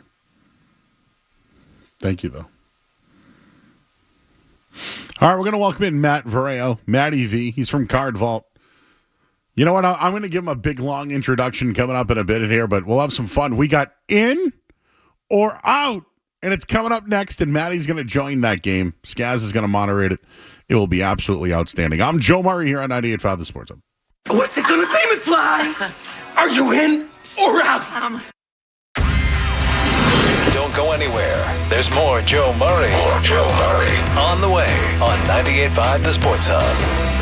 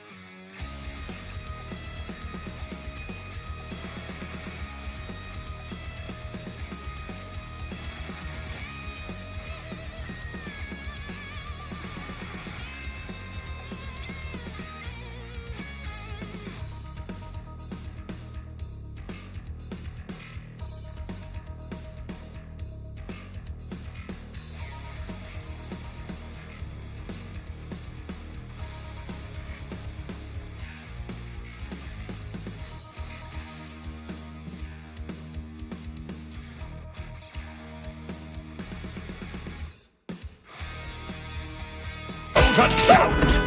I'm the one you need for a dirty deed. I'm the best. Success is guaranteed. It is described as in the law. That's pure madness. Yes. It's absolute madness. Insanity. Welcome to college football, Bill Belichick. Oh, yeah. Oh, what's Bill going to do? Hey, can Bill videotape the other team's sidelines? Have we looked at... Oh. Okay. We got more time later on tonight for this. Not to mention, back to school, Rodney Dangerfield. Is his girlfriend going to be the cheerleading coach, too? I'm sure she's got a job down there. Yeah, social media coordinator or something. Yeah. All right, what we got next? No respect. There's no respect. All right, Jim Carrey says he's interested in returning as the Grinch in a sequel, but using motion capture instead of makeup. Are we in or out on a Jim Carrey sequel to the Grinch? I'm out. I don't need another Grinch. There's the cartoon. There's the movie. I don't need another one. Let them just go forever. Here's another thing. If you're going to wear the costume, wear the damn costume. So if you're not going to do it, out. I'm out only because, admittedly, that has to be, if that's not on your Mount Rushmore of Christmas movies, I got nothing for you at that point. The OG Grinch and that performance that Jim Carrey puts together, I don't care if you're 12 years old, 34 years old, 70 years old, he absolutely smashed that role. It's so iconic. Hate it. Hate it. You're a mean one, Mr. Grinch. I'm out. Totally out on that. Out. Completely out. All right, Netflix, I think this might have been announced a while ago, but we got our first look at it today. Netflix announced a new 2-part documentary called Jerry Springer, Fights, Camera, Action. The Jerry Springer Show, known as one of the wildest shows in TV history, but according to former producers and guests, what happened behind the scenes was even more shocking. Are we in or out on a 2-part documentary on the behind the scenes of the Jerry Springer Show?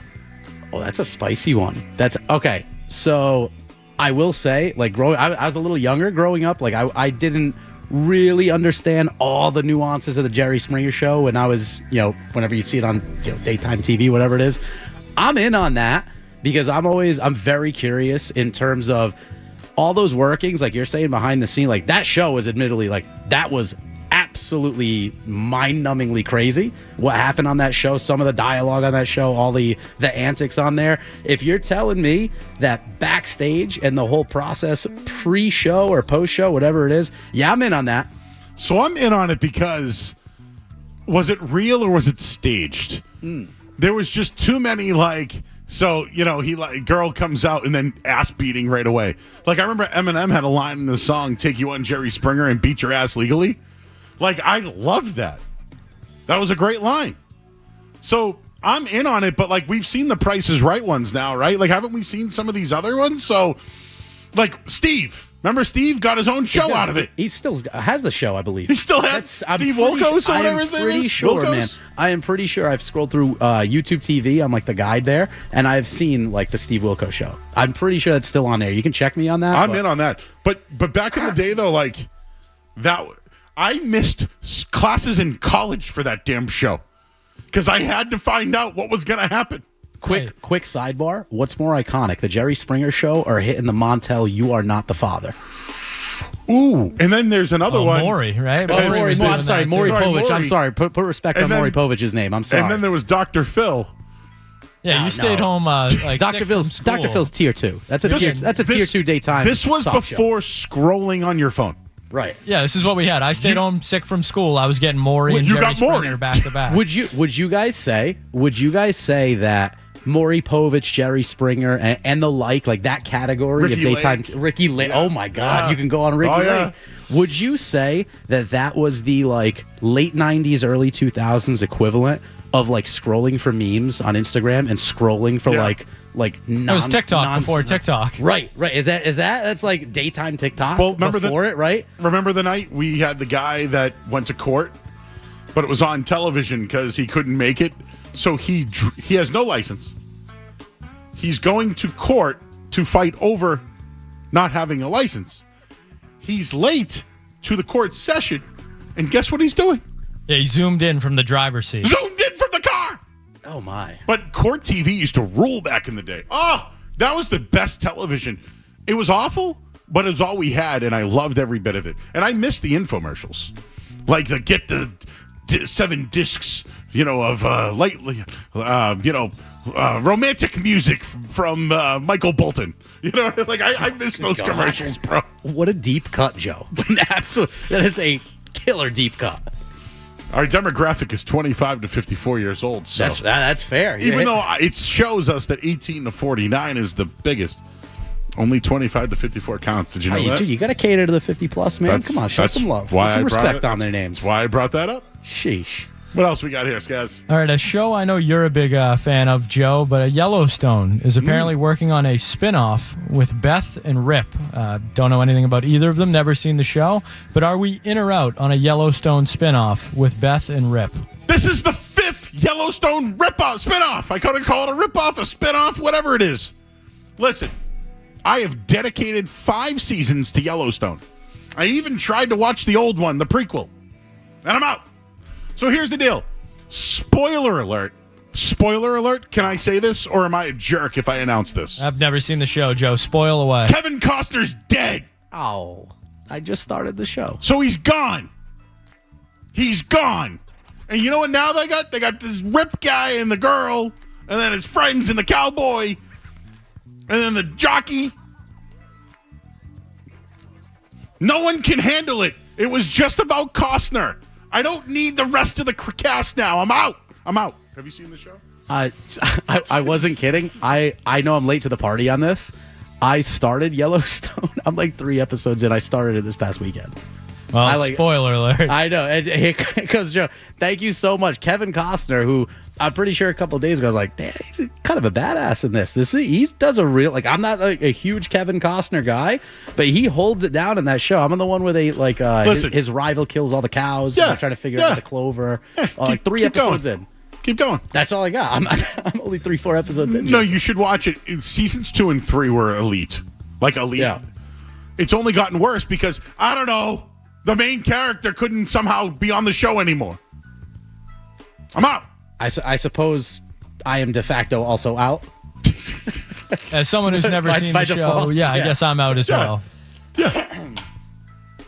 Another movie announced, we got the first poster for today, is called The Ritual. It is a horror film that follows 2 conflicted priests who must save a woman who is possessed through a difficult and dangerous series of exorcisms, starring Al Pacino and Dan Stevens. Are we in or out on an Al Pacino exorcist movie? What's the role Al Pacino plays in He this? is one of the priests, I believe. He's one of the priests? That's crazy. Okay, because in the previous Exorcist, they didn't want the priest to do it because he was too old.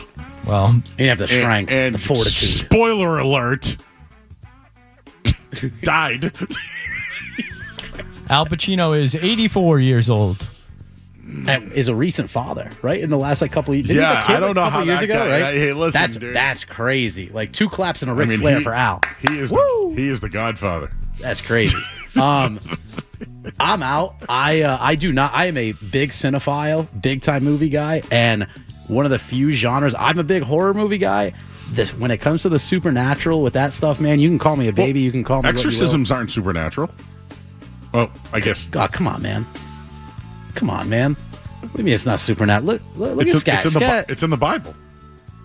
Yeah, but that's a supernatural. That's a metaphysical supernatural type situation. Okay. I can't mess with that, dude. Okay. I can't mess with that. Could it be spiritual? Yeah, I bulk that into the same. That's the same category. So it's the same supernatural, metaphysical. That's that kind of thing, man. Because for all intents and purposes. For all intents and purposes.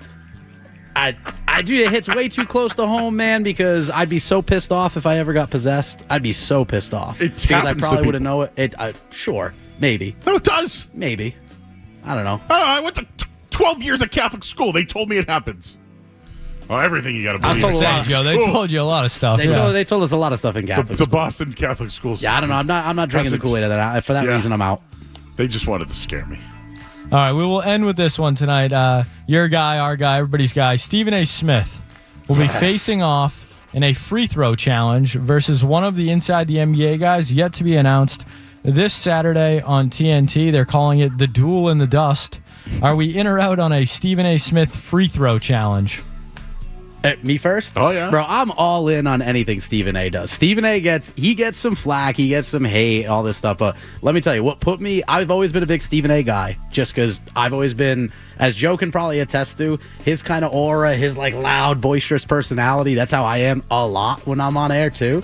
And so like, I can get behind that energy. But also what put me over the top on him was, I don't know if you listen to the Kevin Garnett podcast. I do listen to KG Certified. Yeah. Dude, he did one where he did a sit down with Stephen A. I highly encourage the anybody. Jaylen Brown one was great when they hammered things out. Yeah. Excellent. I would highly encourage anyone listening, the conversation with Kevin Garnett and Stephen A. Smith that he does on the KG Certified. Shout out my guy, Big Tick. Fantastic episode. He's your guy? Kevin Garnett's my favorite athlete of all time. My favorite athlete. You've never seen him around We're the not garden? boys. We're not boys. You don't let him through the back door there? Nah, but Kevin, anytime you want to play around a golf or you just want to kick it at the crib, you let me know, Kevin. What about breaking some cards? Or you want to rip some cards? Kevin Garnett want to rip a pack of cards, man. I will absolutely rip a pack of cards. All right. Ticket. But yeah, no, I'm in on that, dude. I got a lot of respect for Stephen A. Listen, Stephen A is a Mount Rushmore on this show.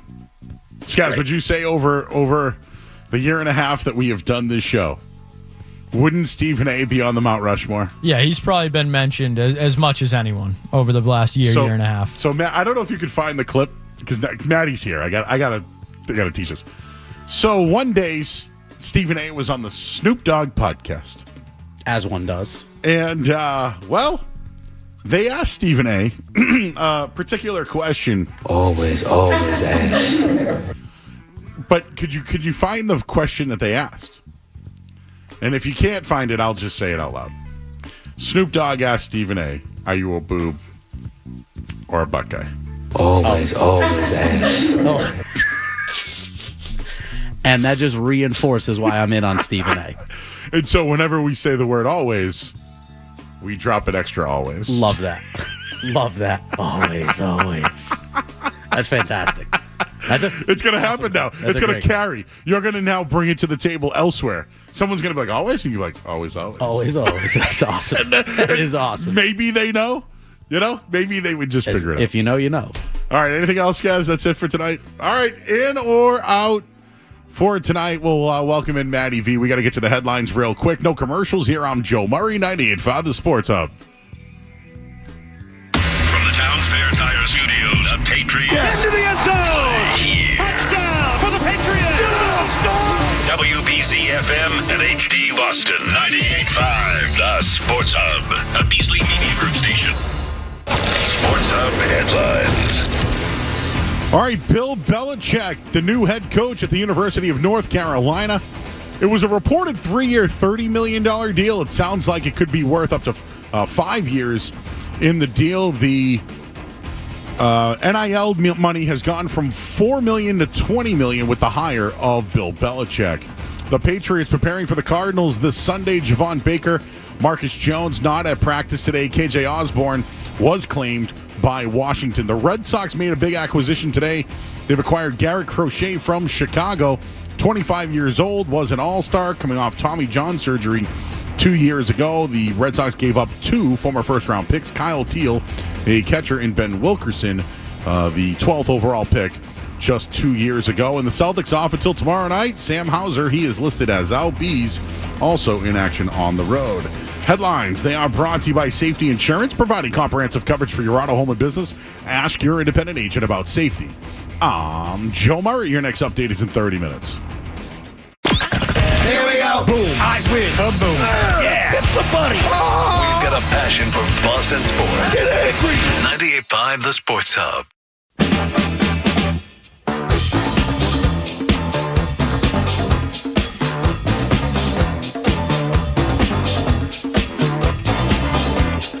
All right, back here at 98.5 The Sports Hub, I'm Joe Murray. The big news today is Bill Belichick's officially taking the North Carolina job for their football program. He's also hired Mike Lombardi to be the general manager. There's Red Sox stuff on the table as well. We mentioned the Crochet trade today. The Red Sox have made another trade. Let's. This isn't really breaking news. Powered by Tim McCone. So we would tell you if there's a big trade, you'd get the breaking news sounder. And we play that because the Red Sox today have acquired catcher Carlos Narvaez. He is from the Yankees in exchange for the minor league pitcher Elmer Rodriguez and helping out their bonus pool. So they have designated Emmanuel Valdez. So the Red Sox have made another trade. They've picked up a catcher named Carlos Narvaez. You know anything on him, Maddie? Have you pulled any of his cards from the Yankees? As we say on the Card Vault live streams, not familiar with his work. Not familiar either. Let's see here. What do we got on this guy? He has a cousin named Omar, who played. He plays for the Astros. Navaraez. Narvaez. Nope, nothing here. He was part of the Rule 5 draft last year for the Yankees. Made his major league debut and got his first hit last year in July. So he's essentially a 4A catcher. Yeah, sounds like a relatively insignificant move. That's why we got the Tim McCone breaking news sounder. With me right now is Matt Vareo, everybody. He's Maddy V. He works over at Card Vault. You guys have probably been over to Card Vault.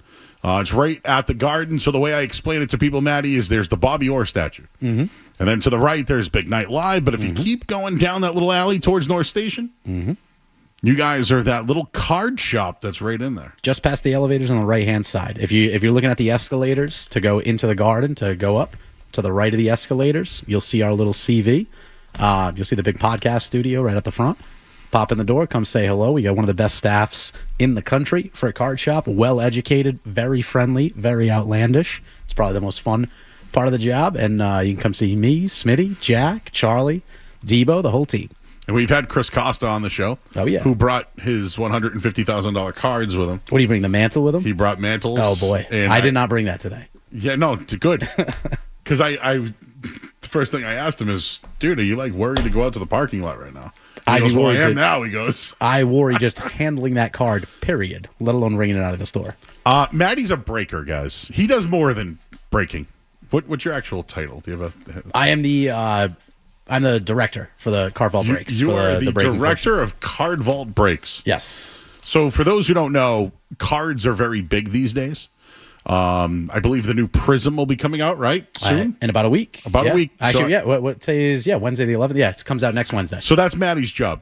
He sets up when there's going to be a stream, when there's some sort of card debut. Like today was there was a debut today, right? Yeah, today was Black Football. The product was called Black. There you go. So when that happens, you set up the streams, whether it's on Whatnot or Fanatics Live. People can jump in. They can pick their team, or they can do dollar auctions. And when they buy their team, you break the cards, and then you guys mail it right out to them. That's pretty much it. Essentially, to shorten it up, you've explained it quite well. Look at this guy. It's like this guy's been working in a card shop for the last couple of weeks or something. Holy smokes. Real quick, at this. Garrett Crochet. Obviously, I don't know if people are looking for the White Sox when it comes to these, tops breaks or anything like that, but Crochet was probably the big hit when it came to the White Sox, right? Or are there others as well? I would say since Lou Bob, a few years back in Bowman, I would say he's probably one of the only guys. They're typically not a super sought-after team in some of the baseball. They breaks. suck. Yeah, and it's a lot of baseball product. Typically with Bowman that just came out a couple weeks ago is prospect-driven. It's a lot of these kids that come out in the draft. Like you had, what's his face, Bazana out of Cleveland was like the big chase in the last Bowman release. I would say, Chicago typically, not too much love for them. Cubs typically, you get a couple guys that come through that system. But the White Sox, typically one of the cheaper teams that you can purchase. So I want to get into some stuff with you. I wanted you here in studio, but there's just a couple of things I wanted to bring up really quick regarding Garrett Crochet, who, for a couple of people that I've heard, it makes sense for both sides. The Red Sox get their top of the rotation guy. The White Sox get 3 prospects. But a couple of our friends have commented, our Chicago friends. How about our buddy Sammy Piscaz? I don't care how many prospects the White Sox got for Crochet. You expect those clowns to develop position players? Give me a break. They develop starting pitchers and then trade them for position players that don't pan out. It's a vicious cycle. Ooh. That source is on the ground, Chicago right there. That's boots on the ground type? Not happy about that one. Let me ask you this. Who is aside from Maglio Ordonez, who's the best all-time White Sox of our lifetime? Oh, Frank Thomas. Oh, that's true. Oh, man, I just passed over Frank the Big Hurt like that. Oh, that's some disrespectful stuff. I'm so sorry.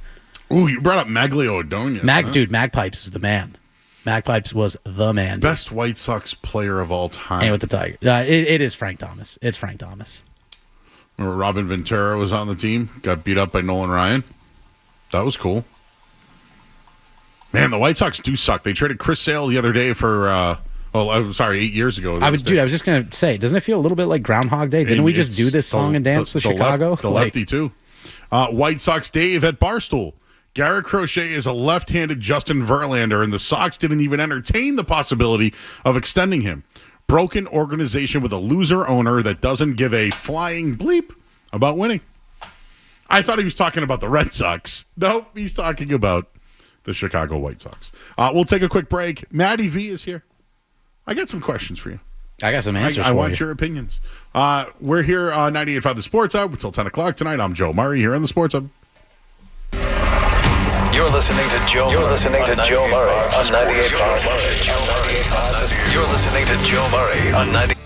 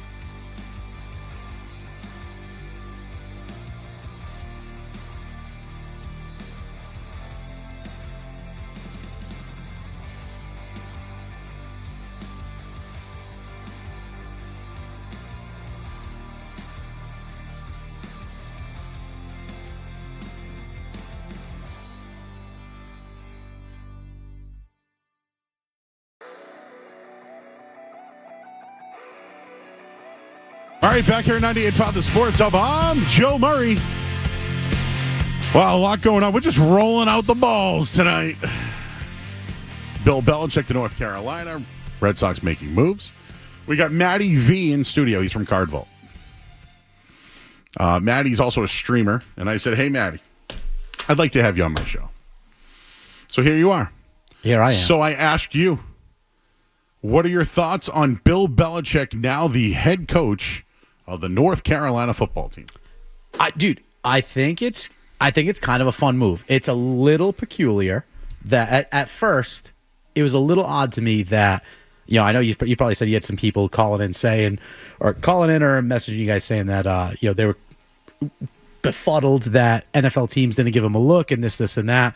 If you think about it though, man, like especially head coaching, the NFL is getting younger coaching. Like there's a lot of young, I think, you got McDaniel, McVay, that guy at the Seahawks who's like 36 years old. Like that's kind of the vogue move right now for a lot of Michael McDonald. Yeah, dude, you have a lot of younger coaches in the NFL bringing when McDaniel went to Miami, dude, like what he was doing, it was that speed first offense, a lot of athletes. I don't know if Belichick's last couple of years in the Patriots showed enough NFL organizations that he was ready to kind of adapt to that personally. So I think the move to UNC is kind of fun because his favorite player of all, the OGLT, went to UNC. Did he not? He did. That's right. Right. We talked about that earlier. Right. That's LT mentioned that he talked to Belichick about going. I'm sure there was a little something. There was a little shoulder rubbing going on there. And honestly, I think it's kind of fun. If nothing else, I would say this is probably a little audition. Can you imagine if Bill Belichick walks into the AC, because UNC, they're I'm not going to sit here and pretend I watched a bunch of UNC. Besides my man Omarion Hampton, who is the real deal Holyfield, one of the best running backs in the country. I'm not going to say I watched a whole bunch of UNC games this year in the ACC, but imagine if he waltzes into the ACC, turns them into a real program, starts using that NIL. Because you got to think, in addition to the NIL kind of evening the playing field in college football, part of the reason why Saban ditched out of Alabama, right? You got a whole new world of recruiting. And now you got Bill Belichick, $20 million in NIL funds. I'm sure there's going to be some boosters that are like, oh, snap. The best NFL coach of all time is now a Tar Heel. He's coming to Chapel Hill. Let me up my donate. Let me put a new library in for these guys and slide a few extra bucks over there. All I'm saying is I think it's a little spicy, and I think Belichick, somewhere inside Belichick, is probably a little bit of a, little chip on his shoulder, showing that he's still got a little something in the tank. And I know the ACC is not the SEC, but I think it's kind of spicy. I think it's a spicy little move. I like it. I like it for Bill. All right, give some emotion into it. It's the greatest football coach of all time. Oh, yeah. Who can't get a job in the NFL. Kind of wild. I'm telling you, man, I think NFL organizations want to be younger at the helm. What about control? Bill's getting control at North Carolina. Buddy, that guy's going to do whatever he wants. But can he do that in the NFL? That's kind of the story. Is this why he's going to North Carolina? Because he gets control. He gets the NIL money that you mentioned. Mm-hmm. That's a basketball school. Let's face it. No doubt about it. They're getting 4 to 20 million just like that. Right. They're getting it from the basketball. This will help their basketball program. They're going to get recruits that want to play basketball and be there. I mean, I just look at what Deion Sanders did. Now, the big difference was Deion went from Jacksonville to State to to Colorado, and then went from the Pac-12 to the Big 12. Belichick's going to go into the ACC, which stinks, right? Miami's going to lose Cam Ward. If Debo's listening, he's going to be very upset about Boston College. But then here's the deal: BC and they won't even meet. They don't meet until 2028. So they won't even play unless it's the ACC. I mean, maybe it's the ACC championship. I don't know. Yeah. All I'm saying is there's got to be something about control here. Was he no longer going to get control in the NFL and went, wah, so I'm going to go to the middle ACC, North Carolina, which I don't think has ever been great at football. I would completely agree with that take because, again, I think any NFL organization, right, who had a head coaching vacancy, if you're considering bringing in Belichick, yes, you're getting, arguably one of the greatest, if not the greatest football minds to ever, throw on a headset and coach a professional team. But you have to realize that that's coming with a measure of ego and a measure of we are going to need to give this guy a certain amount of leash, a certain amount of roster makeup control and all that stuff. I don't think a lot of NFL teams and owners necessarily want to go that way.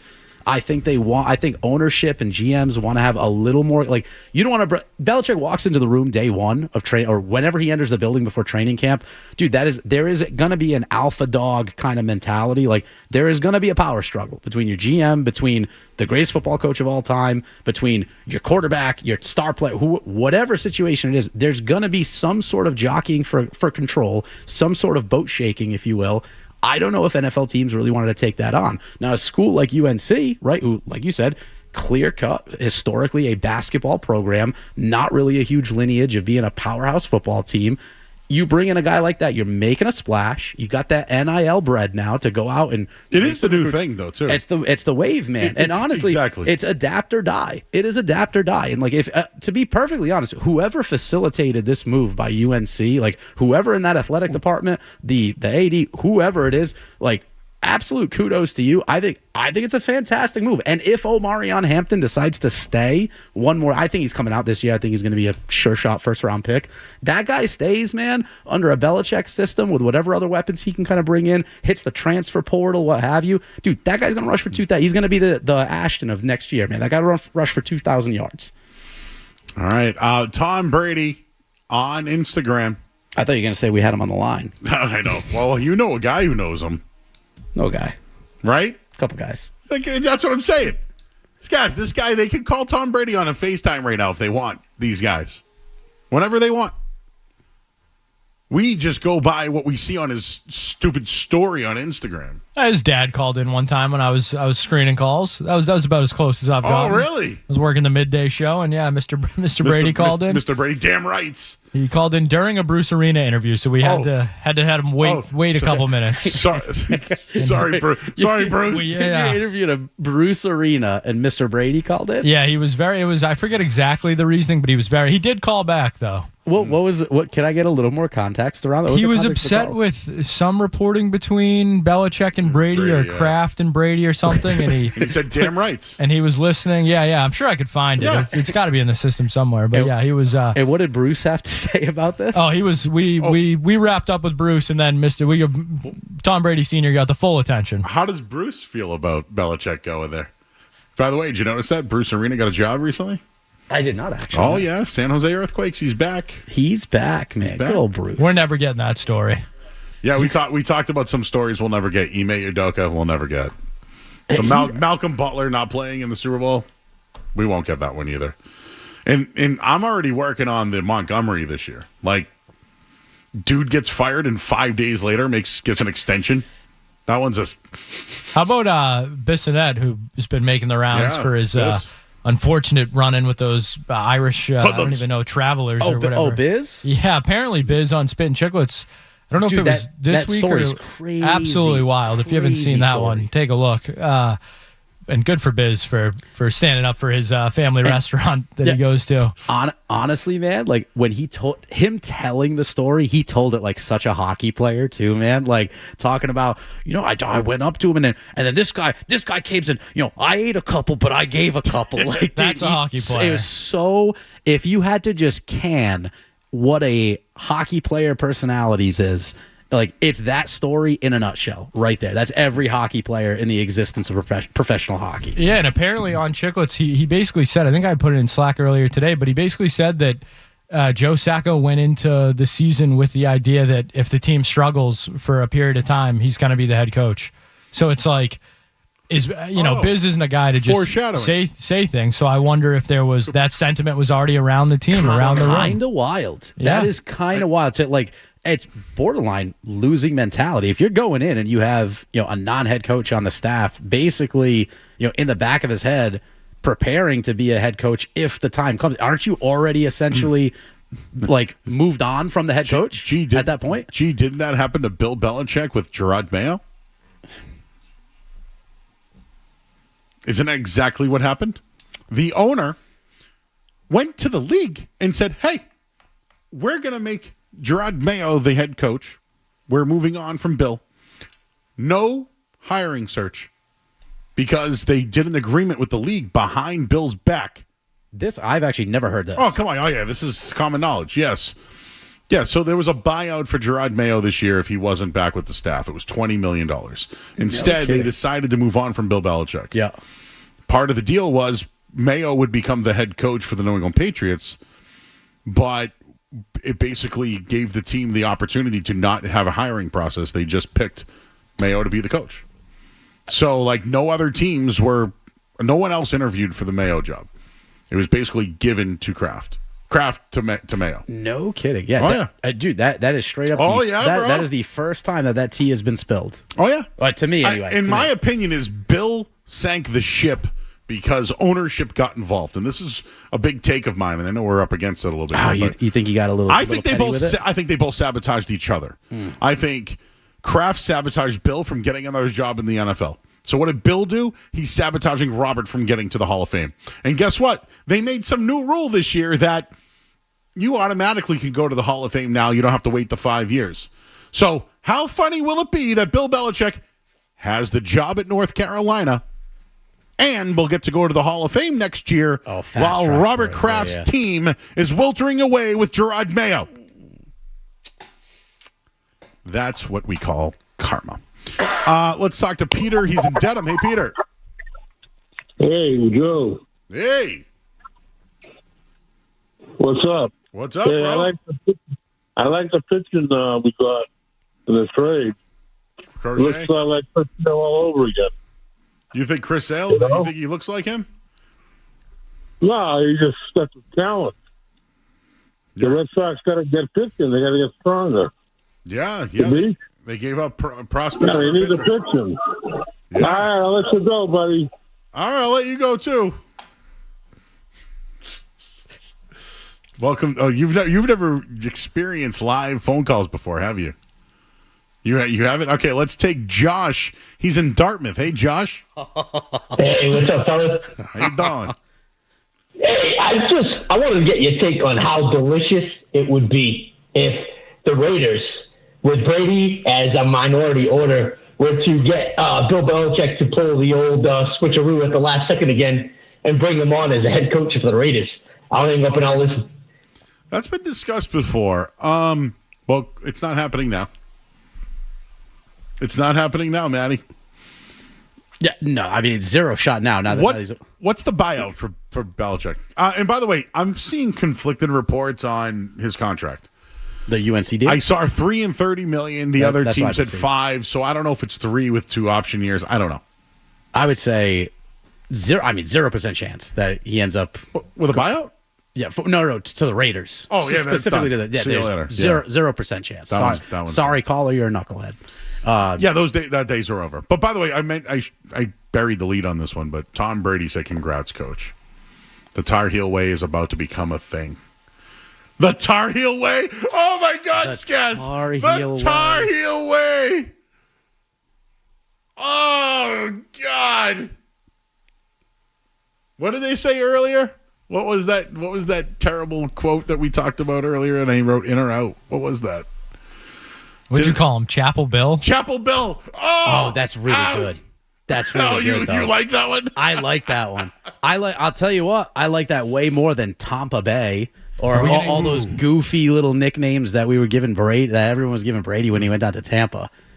The Tar Heel way. Could we get like a Joe Murray, Chapel Roan, Chapel Bill song or something maybe? Oh, yes. Chapel Bill is awesome. Dude, that needs to be on a T-shirt yesterday. Barstool is going to have Chapel Bill T-shirts of just Bill in front of any like the Notre Dame Church and Chapel Hill in UNC colors. So you can't sleep, baby. I know that's just Bill Belichick. That's Sabrina Carpenter, I believe. Oh, sorry, wrong song. What was that? Which one's Espresso? I can't remember. That's Sabrina Carpenter. That's Joey's summer hits right there. Oh, okay. Yeah, I just wanted to make sure. What's going on with the Red Sox right now? Whenever people are chatting about it, I think they're starting to freak out. I'm not doing anything until they make a move. How about that? Not doing anything. We got to take a quick break. We'll get to the headlines here. I'm Joe Murray. Maddy V from Cardinals in studio here on 98.5 The Sports Hub.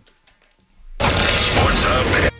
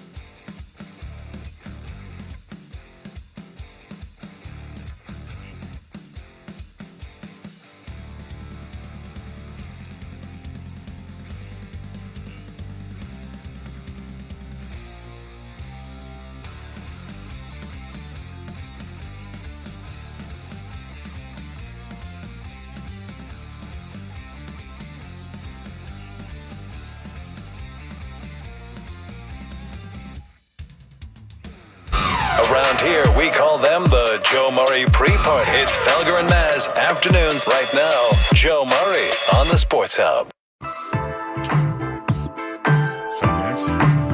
And now he's thinking about me every night. Oh, is that sweet? I guess so. So you can't sleep? Baby, I know that's that me espresso. Move it up, down, left, right, oh. Switch it up like Nintendo. So you can't sleep? Baby, I know that's that me espresso. I can't relate to desperation. My gives a F are on vacation. And I got this one boy, and he won't stop calling when they act this way. I know I got him. Too bad your ex don't do it for you. Walked in and dream came. Back here at 98.5 The Sports Hub. And I perfumed it for you. This is the Espresso song, but it's called Joe Espresso. What is happening? It's just temperature just go up like 17 degrees. Hello? I feel bad doing that. Excuse me? If Maddie's background, which I haven't given him enough credit yet to who he is yet.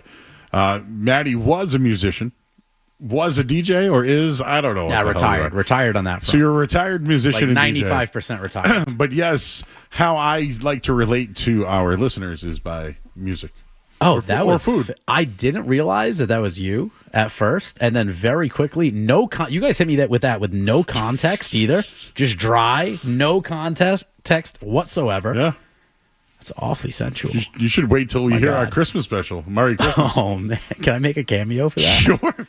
Yeah, can I get whatever you want on that record? We'll play it. Shoot. We're spitballing what we're really doing. A very Murray Christmas next Wednesday night, I believe. Next Wednesday, I love that. What is it? Next Wednesday? Yeah, I'll come back next Wednesday. We already have a few songs that are in the works. We have some people working on it. I don't want to spoil it. I'll wait on that one. What else did I want to ask you, Maddie? I had something for you. Oh, this is what I wanted to ask you. The Patriots have 4 games remaining. Mm-hmm. Tell me where they win. Cardinals, Bills, Chargers, Bills. 2 L's right out the gate. Get the Bills, 2 L's. 2 L's. I mean, forget about it. I would say, I'm not going to lie, I hope they lose all 4 to keep that draft position. Because why do you care about okay, answer the question and I'll get to the draft. It's a two-part question. I see where this goes. So I'm just gonna say 0-4. Not that I love the Cardinals or the Chargers, although the Chargers they've shown some signs of life. Like I think Herbie's. Dude, if Quentin Johnson could catch the dang football, I mean that's probably a different looking football team. Because I feel bad for Herbie, man. Yeah, that guy can sling. I'm still a big Justin Herbert believer. I'm just going to say they go 0-4. 0-4. And that would put them at what? 3-14? 3-14, right? And Gerard Mayo would have lost 7 straight. And I really like Gerard's a really good guy. He used to come into the Patriot Place store a good amount. He's a great guy. Fantastic. I feel bad. He's not a head coach. I feel bad rooting against him. I got a lot of love for Gerard. But yeah, so 3-14, likely a top 3 pick, right? If not, maybe they move up. Okay, so let's hypothetically say it's top 3. Okay. You'll have 2 teams ahead of them that want quarterbacks. Mm-hmm. I don't care who it is. Yeah, Shedeur probably goes to the Raiders, right? And you got the Ward, Ewers, whoever. Probably can't. Right. Patriots sit at 3. What do you do? It's Travis Hunter. It has to be Travis. This team. Who else is the pick?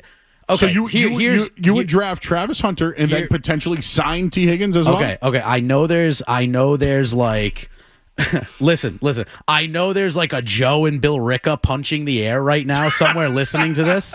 All right, who's like, we need to protect Drake May, kid. Who's this dummy on the program? Yes. I get it. For all of you who are screaming, punching the air about offensive tackles and offensive, because there's that. I think it's that kid from LSU who's an absolute monster on the line who should go like a couple picks later. Mm-hmm. Listen, Emory Jones. Here's the reason why. If Travis Hunter is there if it remains as it is, if he's there at 3, you have to yes, you need to protect Drake May. Absolutely. If I knew we were absolutely going to go get someone like a T. Higgins in the offseason to give him a proper target, which the Pats are still in a pretty advantageous cap situation, right? So you have the bread to go spend in free agency, bring in a guy like T. Higgins, but Travis Hunter, if that guy pans, if he's the real deal, and for all intents and purposes, dude, some of the athleticism he's showcased at Colorado, say what you want about that schedule, that guy makes plays, and he is the type of guy who you can stick him in the backfield. You can play him as kind of a split end out of the slot. You can move him all around the field. That guy is a Swiss Army knife. Is he an NFL today for like Marvin Harrison type? I don't think. He's a lot smaller than Marvin Harrison. I think he could be a defensive back right away, day one. Sure. So here's the other thing. I would deploy him out the gate if you're the Patriots, right? If that kid pans out, right, and if he continues to develop his game for all intent, like again. He passes the eyeball test for me. So some people might disagree, say what you want, this whatever. Isn't the wrong answer, but whatever take you have isn't the wrong answer. And the reason I think that he would be such a nice fit with the Patriots, as opposed to protecting the line, you can give Drake May 6-7 seconds in the pocket to operate. You still need a playmaker on the other side of the football. I'm sorry, I got a lot of love for my man Kayshon Boutte. Go Tigers, big booty guy, but has had a case always, but has had a case of the drops. You always. Yeah, you like that. You see what I did an hour ago. I'm already weaving it in. I learned quick, boys. I learned real quick.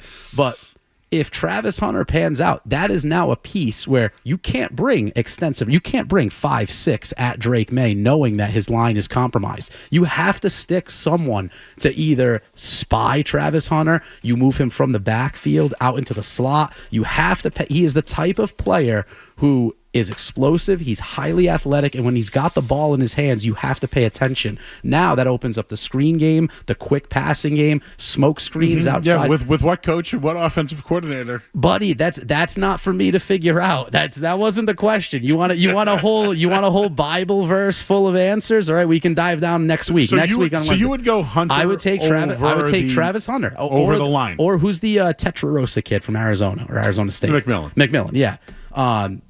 I would take one of them. I would leave if Travis Hunter's there. Even though you can spend money in free agency to get a wide receiver.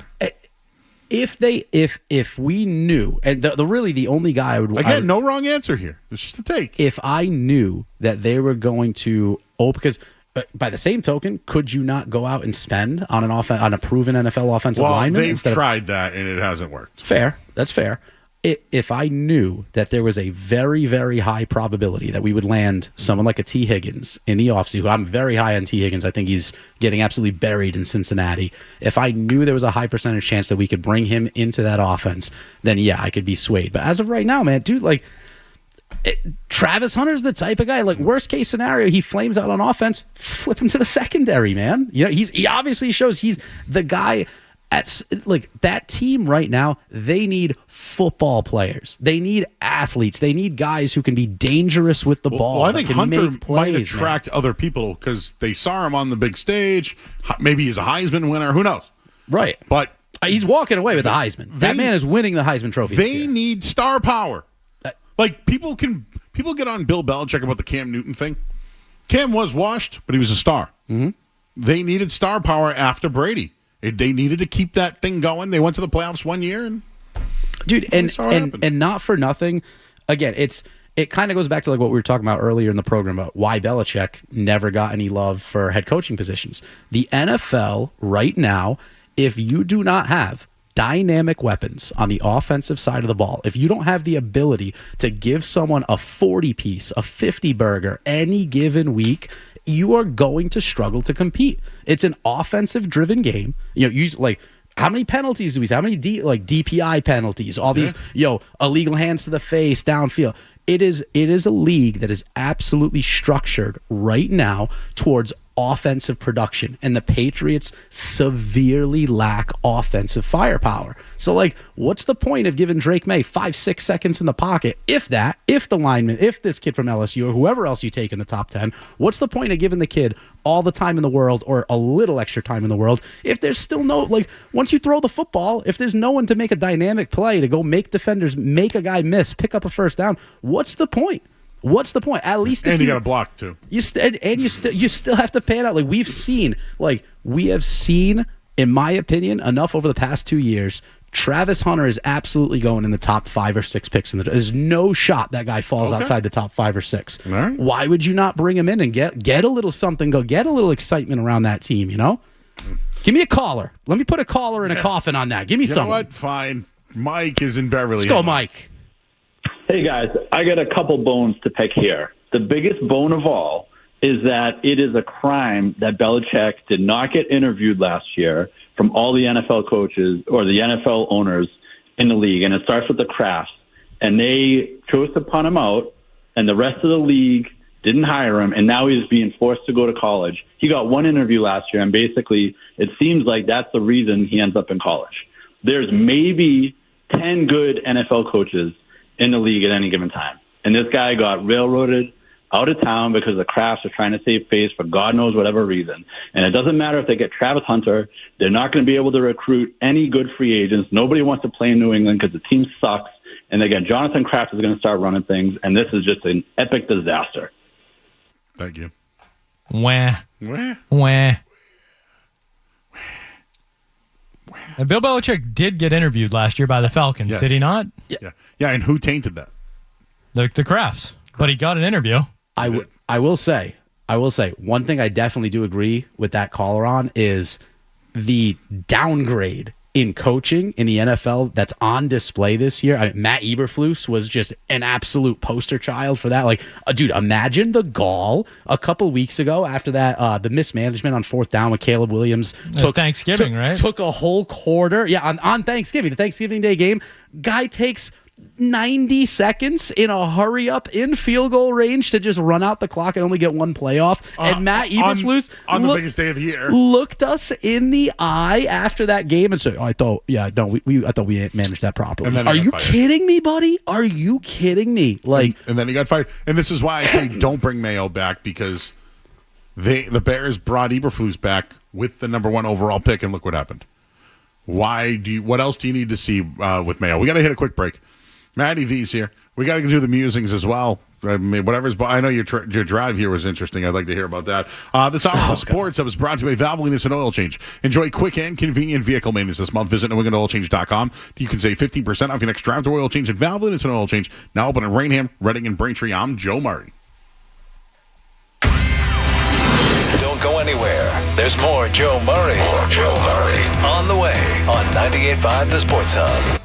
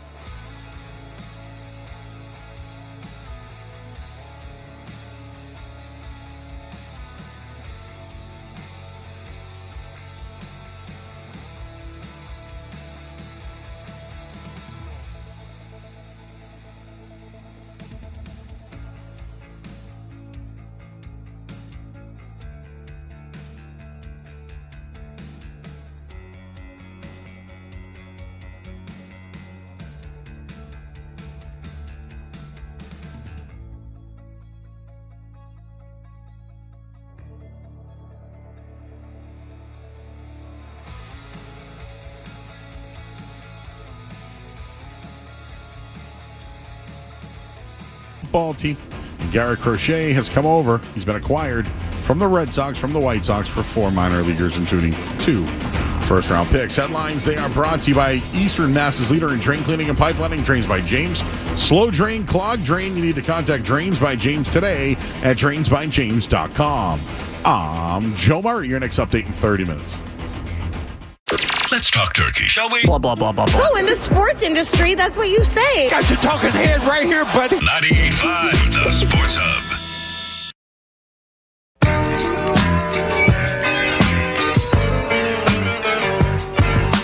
You want a random take? Murray's got all sorts on stuff in the world unrelated to sports. So sit back, relax, and get your mind in the game and listen to the words of a grown man complaining. All right, it's Murray's Musings here on 98.5, the Sports Hub. Maddy, if you're not familiar with this, Matt Vareo is here, everybody. Maddy V, he's from Cardvault.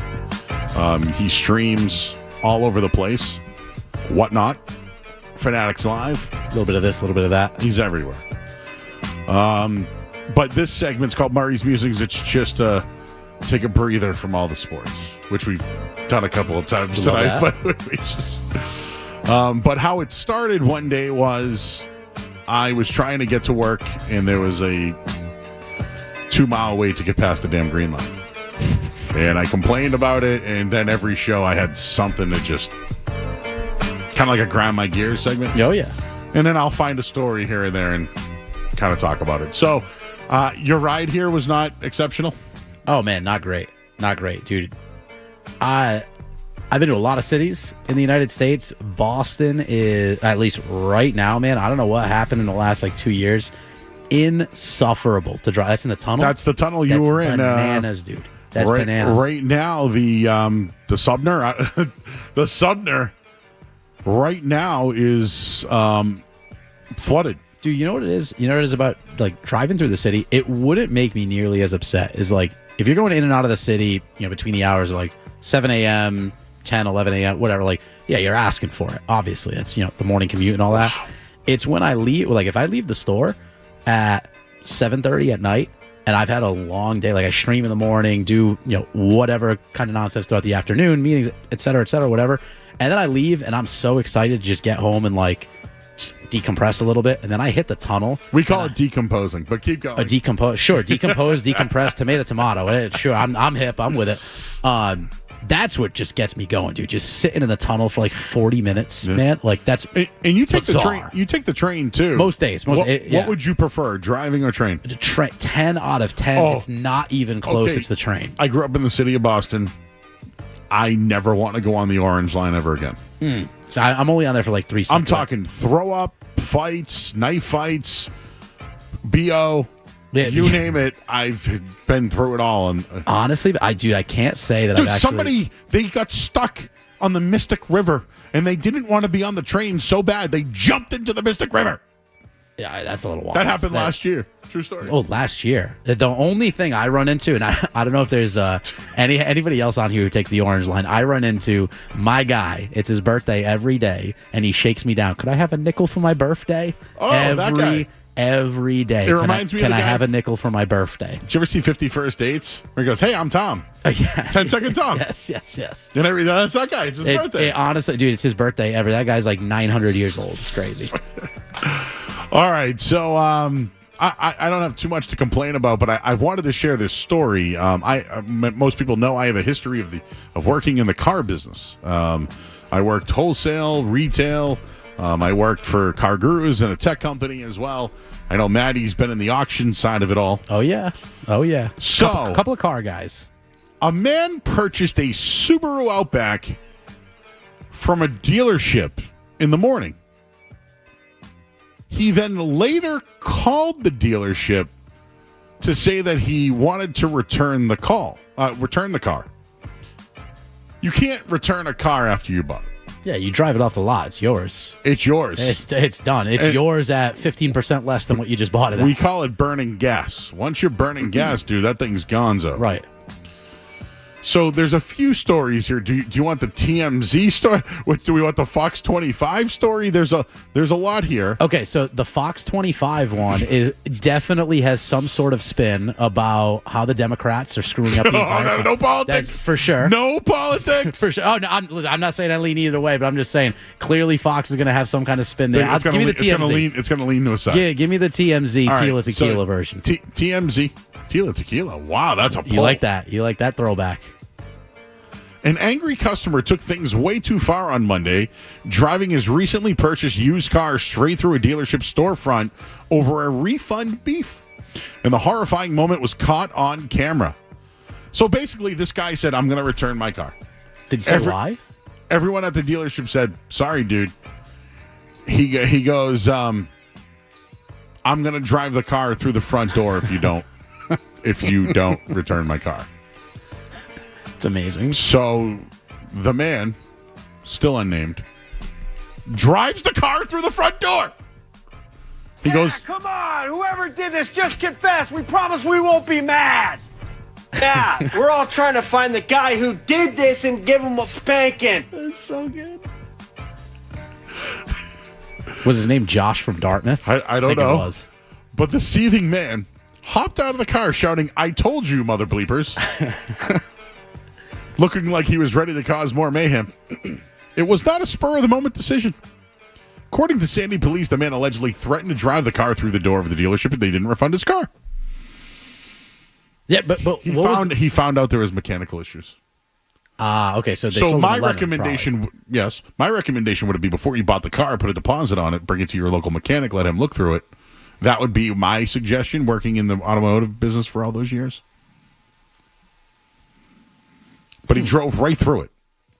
So I've had this thing on the show, Maddie, where whenever I see someone drive through people are always driving through stuff. Have you noticed this? Someone drove through the damn Chateau restaurant in Norwood one day.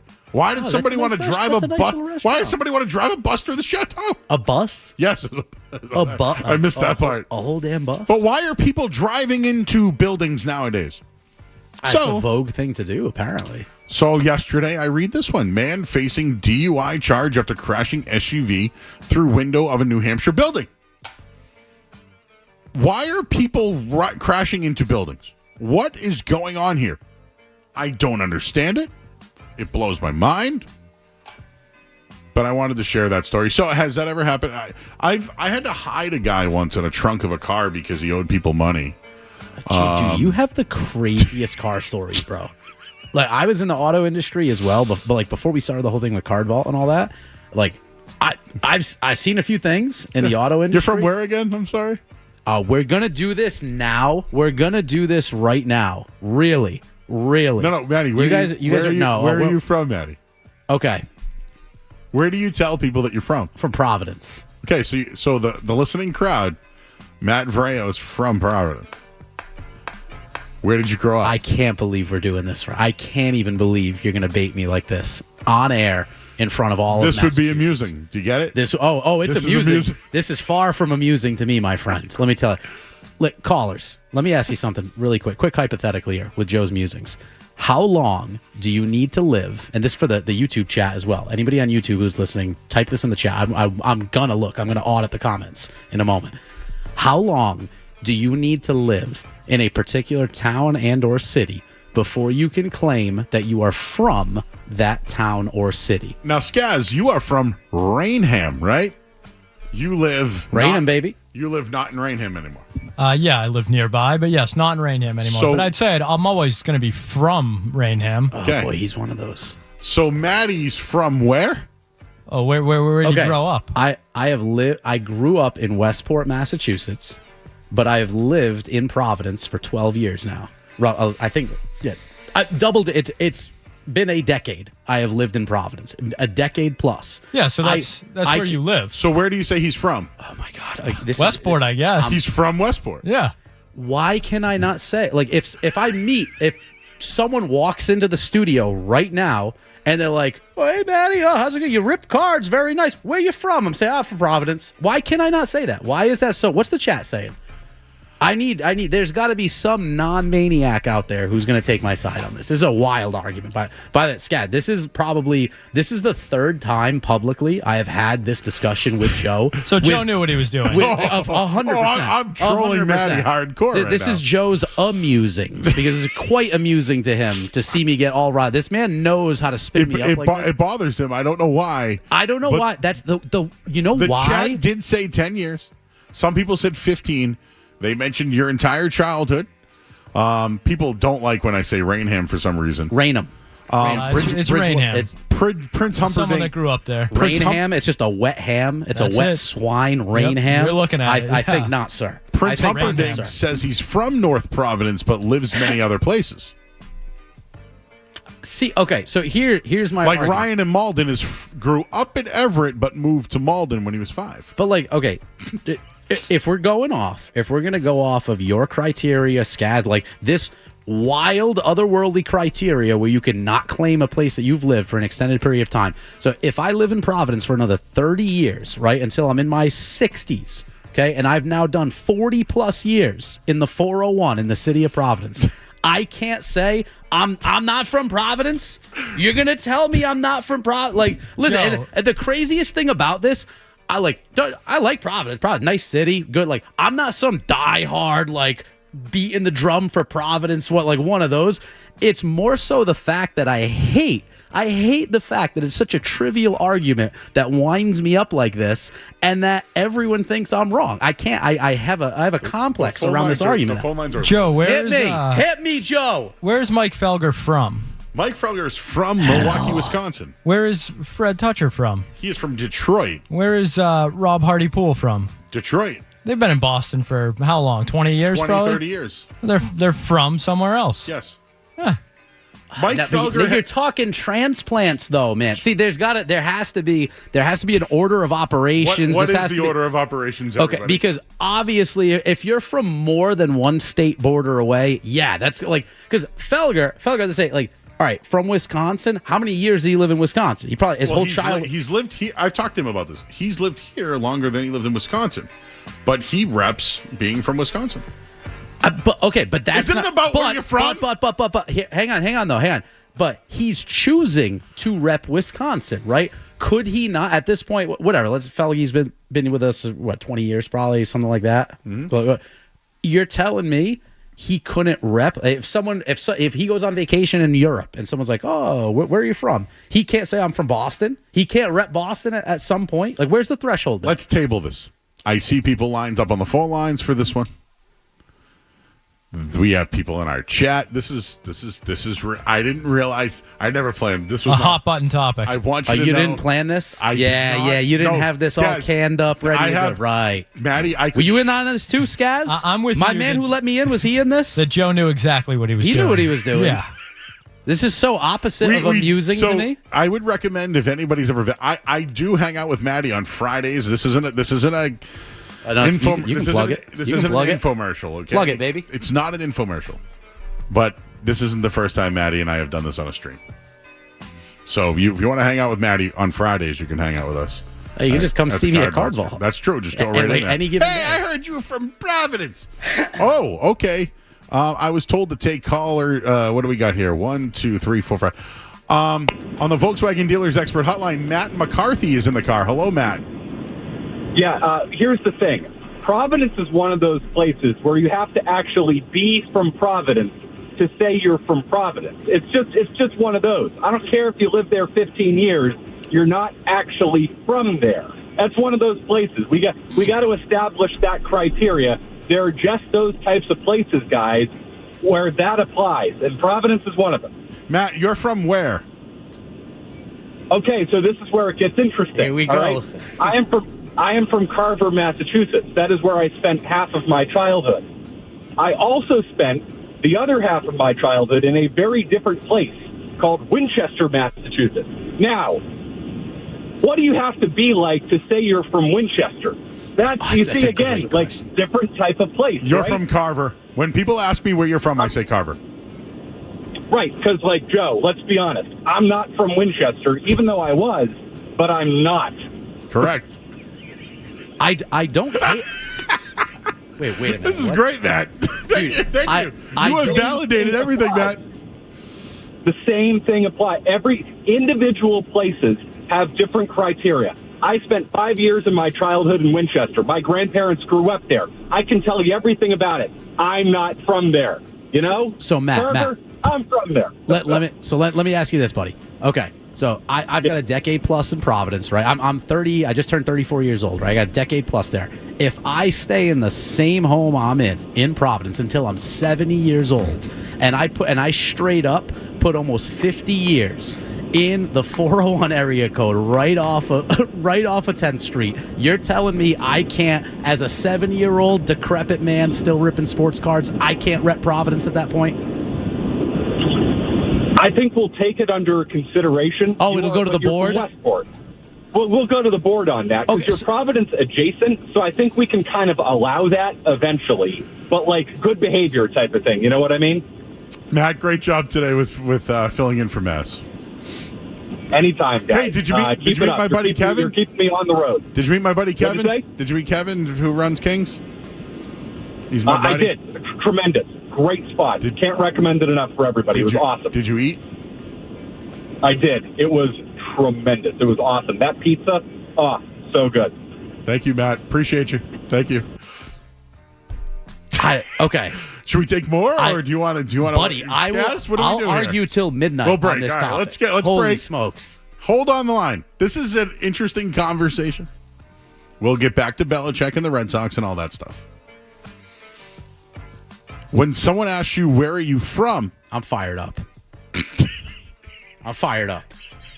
I'm about to make a scene. clip of where he's from. I want to make a scene. Oh, I didn't even do the birthdays. Can I just get these out of the way real quick? Please. Happy birthday to Rey Mysterio, 50 years old today. Woo! Still going, too. Nikki Sixx, 66 years old today. Jermaine Jackson is 70 years old today. I'm not sure if you have any. DJ Yella Boy's on your team, so you're losing. 63 years old today. Most Def, 51 years old today. Joe Murray, one of our coworkers, is on the famous birthday list for today on the website. Shout out to one Sean Grandy. Whoa! Making it onto the website Sean for Grandy famous birthdays. Made it for famous birthdays? Yes. American sportscaster, born in New York City. Sean Grandy. Happy birthday to Grandy today. Born in what? I'm sorry, born where? New York. Sean is from Brooklyn, Where is Sean from? Brooklyn, I believe. Does he tell people he's from Brooklyn? I would imagine so, probably. The voice of the Boston Celtics tells people where he's from. Joe, now I don't know. Rita Moreno, 93 years old today. Brenda Lee, 80 years old today. And Haley Steinfeld, 28. Anything else? All right, we'll go to break. I'm Joe. Maddy V is here. I'm Matt from Providence. Let's go to break. He is Matt from Providence, everybody. Is he, though? Insane. Insane. We'll get your reactions to this coming up next on the Sports Hub. You're listening to Joe Murray on 98.5. You're listening to Joe Murray on 98.5 The Sports Hub.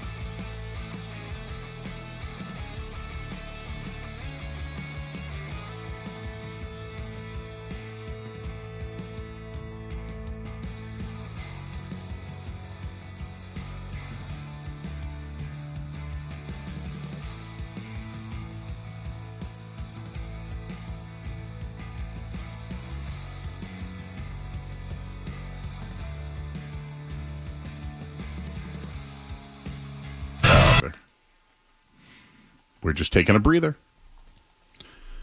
So, earlier, Maddy mentioned that he was from Providence. And I have challenged him that he is actually not from there. So, he's from Westport, Massachusetts. This guy.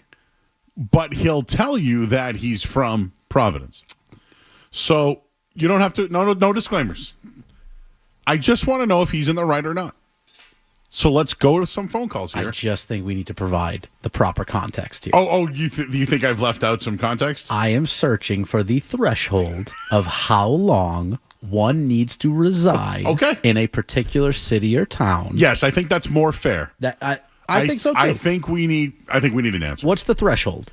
Is really what we need here. I used to do something called 5 Calls Says It All on another show. Okay. 5 Calls Says It All. Let's talk to Josh in Dorchester. Hey, Josh. Hey, what's going on, boys? What's up? What up?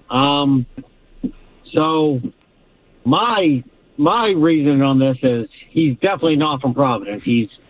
Where did you originate? From Westport. That's how I look at it. Grew up in Westport. Okay, so that's where you're from. I was in the military, and we had a bunch of guys that would always say, I'm from Boston. And I'd be like, oh, what part? And they're like, oh, Peabody. And I'm like, why don't you say you're from Peabody? And they're like, because no one knows where that is. So it makes no sense. Yeah, I'm from Peabody, but I grew up in Boston, Josh. Exactly. Well, I live in Peabody, but I'm from Hyde Park. Okay. Are you from there. Are you from Dorchester? I'm from Dorchester, born and raised. Savin Hill? What part? Grew up in Savin Hill. That called it. I can tell you where someone is from based off of their accent in Boston. Did you know that? I believe you've told me that before. I've never seen it in action. There was a guy from Kelly's here one day walking around, and I go, where are you from? He goes, Dorchester. I go, you're from Savin Hill, huh? He goes, yeah, how'd you know? I was like, you live on Sydney Street? He goes, yeah, how'd you know? I go, I know. Jesus Christ. I can tell a Southie accent. I can tell all the accents. That's wild. That is wild. I can tell where you're from in the city. I don't know if it's an ear for over the years, but I have an ear. Plus, maybe it's the callers, too, here. I know when someone's from Malden, or Medfa, you know? At this point, you do realize at this point, I'm just never going to give up that apartment in Providence to always have a residency there. I like that. Just for the sole fact that one day, I'm going to come here go ahead. Okay, I was going to say, John has something for you. Hey, John. This is a huge pet peeve of mine. All right, boy. Listen. You should have this conversation with somebody from Providence and see what they say, because they're going to be the first people to tell you you're not from Providence. You're from Westport. That's where you were born and raised. I'm from Boston. I grew up in Rossie. All right. Rossie, whereabouts? Right off Belgrade Ave on Newburgh Street. Nice. Right near Fallon Field. I know exactly. So, you live there too. Yeah. MJ's Pizza for life. MJ's Pizza, baby, right at the bottom of the hill. So, John, you can't. John, so let me ask you. Okay, I'll concede. I will publicly, for the first time, concede right now. Right now, I cannot claim from Providence. Sure, I'll concede it. So again, I go back. What are the rules? How long do I have to live there before I can just someone says, "Hey, I'm Joe Schmo. I'm fucking." See what you guys made me do. See that, and I told that's where we're at. That is, geez, Louise, man, gee willikers. Yeah, we were ready. You were ready. You knew. You saw the fire in my eyes. All right, apologies to John. No, it's okay. John from Rossi. I apologize there. How long? How long do I have to live in Providence? Hey, Joe, what's going on, Joe? Hey, what's up, man? Hey, listen, I'm from Quincy. I've been living in Weymouth for 10 years. I'll probably live there the rest of my life. I'm still from Quincy. So there's your answer with that. But that's not why I'm calling. Please don't hang up. Dude, Joe, you're on to something about these cars crashing into houses. I don't know why. I'm 38. I've been watching the news every night, probably since I was in my mid-30s. Shout out Johnny Ann Thompson. She's amazing. But it's every night. I don't know if you watch the news because you're on radio every night, but, dude, it is literally every night there's a car crashing into something, and sometimes they go into, the second floor of houses, and I'm just like, why is this happening? This never happened when I grew up. I don't know. I don't have the answer either, but, dude, it happens. Watch the news tonight. There'll be a freaking car crashing into. Okay, I'm worried about everybody. I'm worried about the swears. He said freaking, though, so I'll give him So did that I. one. Yeah. Mm-hmm.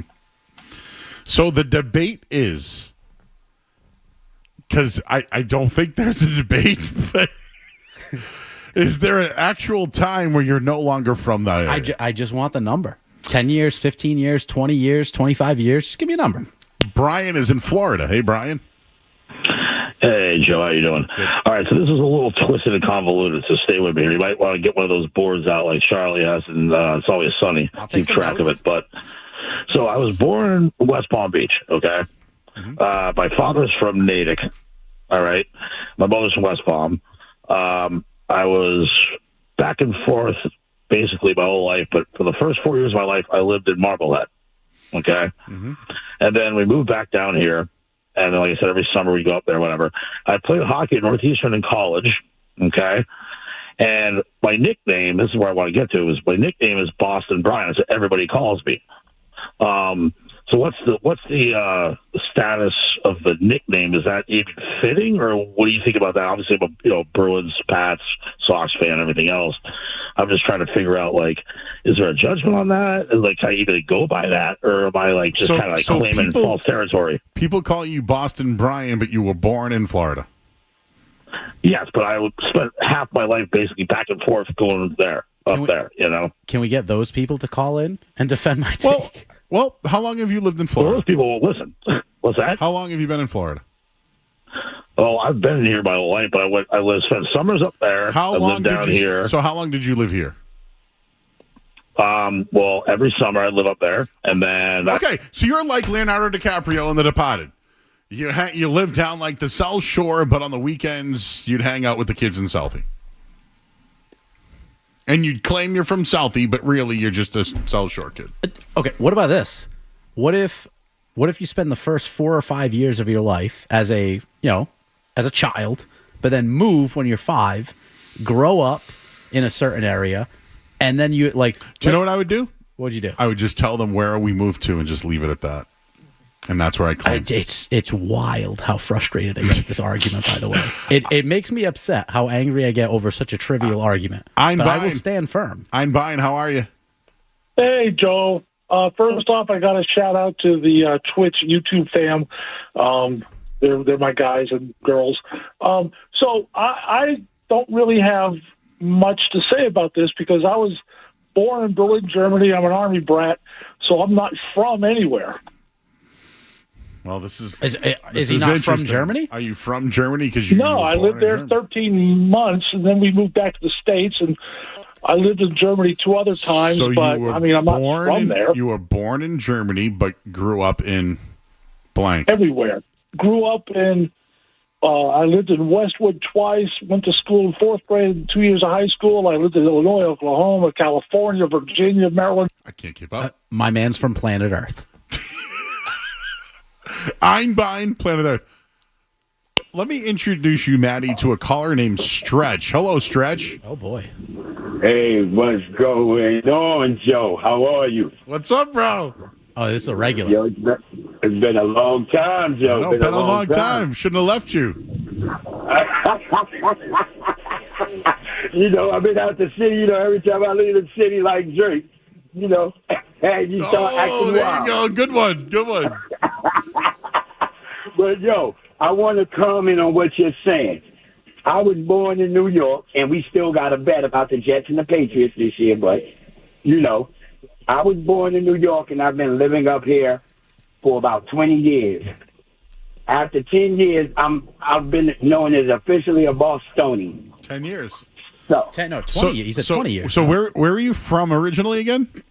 I'm from New York, Long Island, Roosevelt, 11575, baby. Repping the 115. I love that. I love that. So therefore, he is from the 1175. No, 115. Put respect on the 115, Joseph. Come on now. This is wild. Joey's in Kingston. Hi, Joey.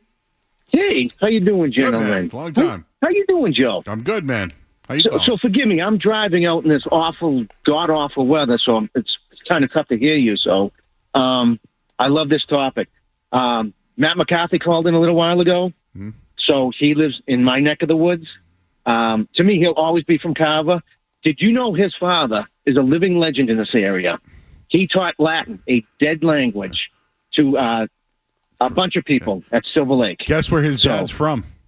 Yes, living legend down here. No, so when guess when he where, called in, I had to call in. Plus, I haven't talked to you in a while. Guess where his dad is from?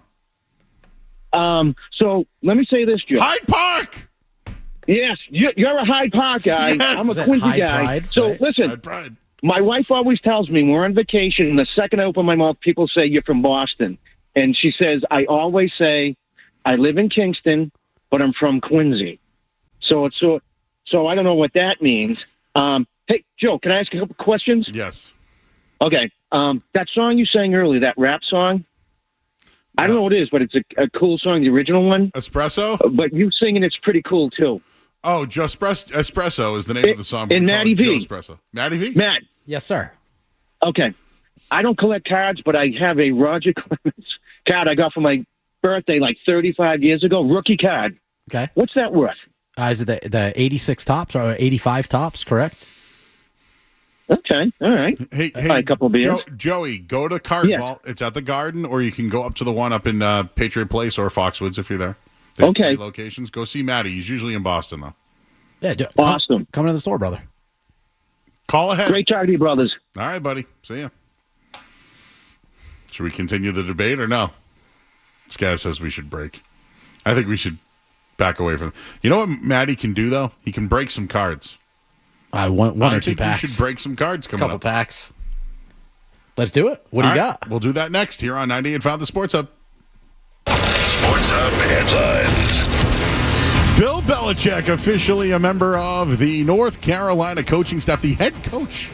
And he has a GM, Mike Lombardi. Oh, he's got a 30-team crew.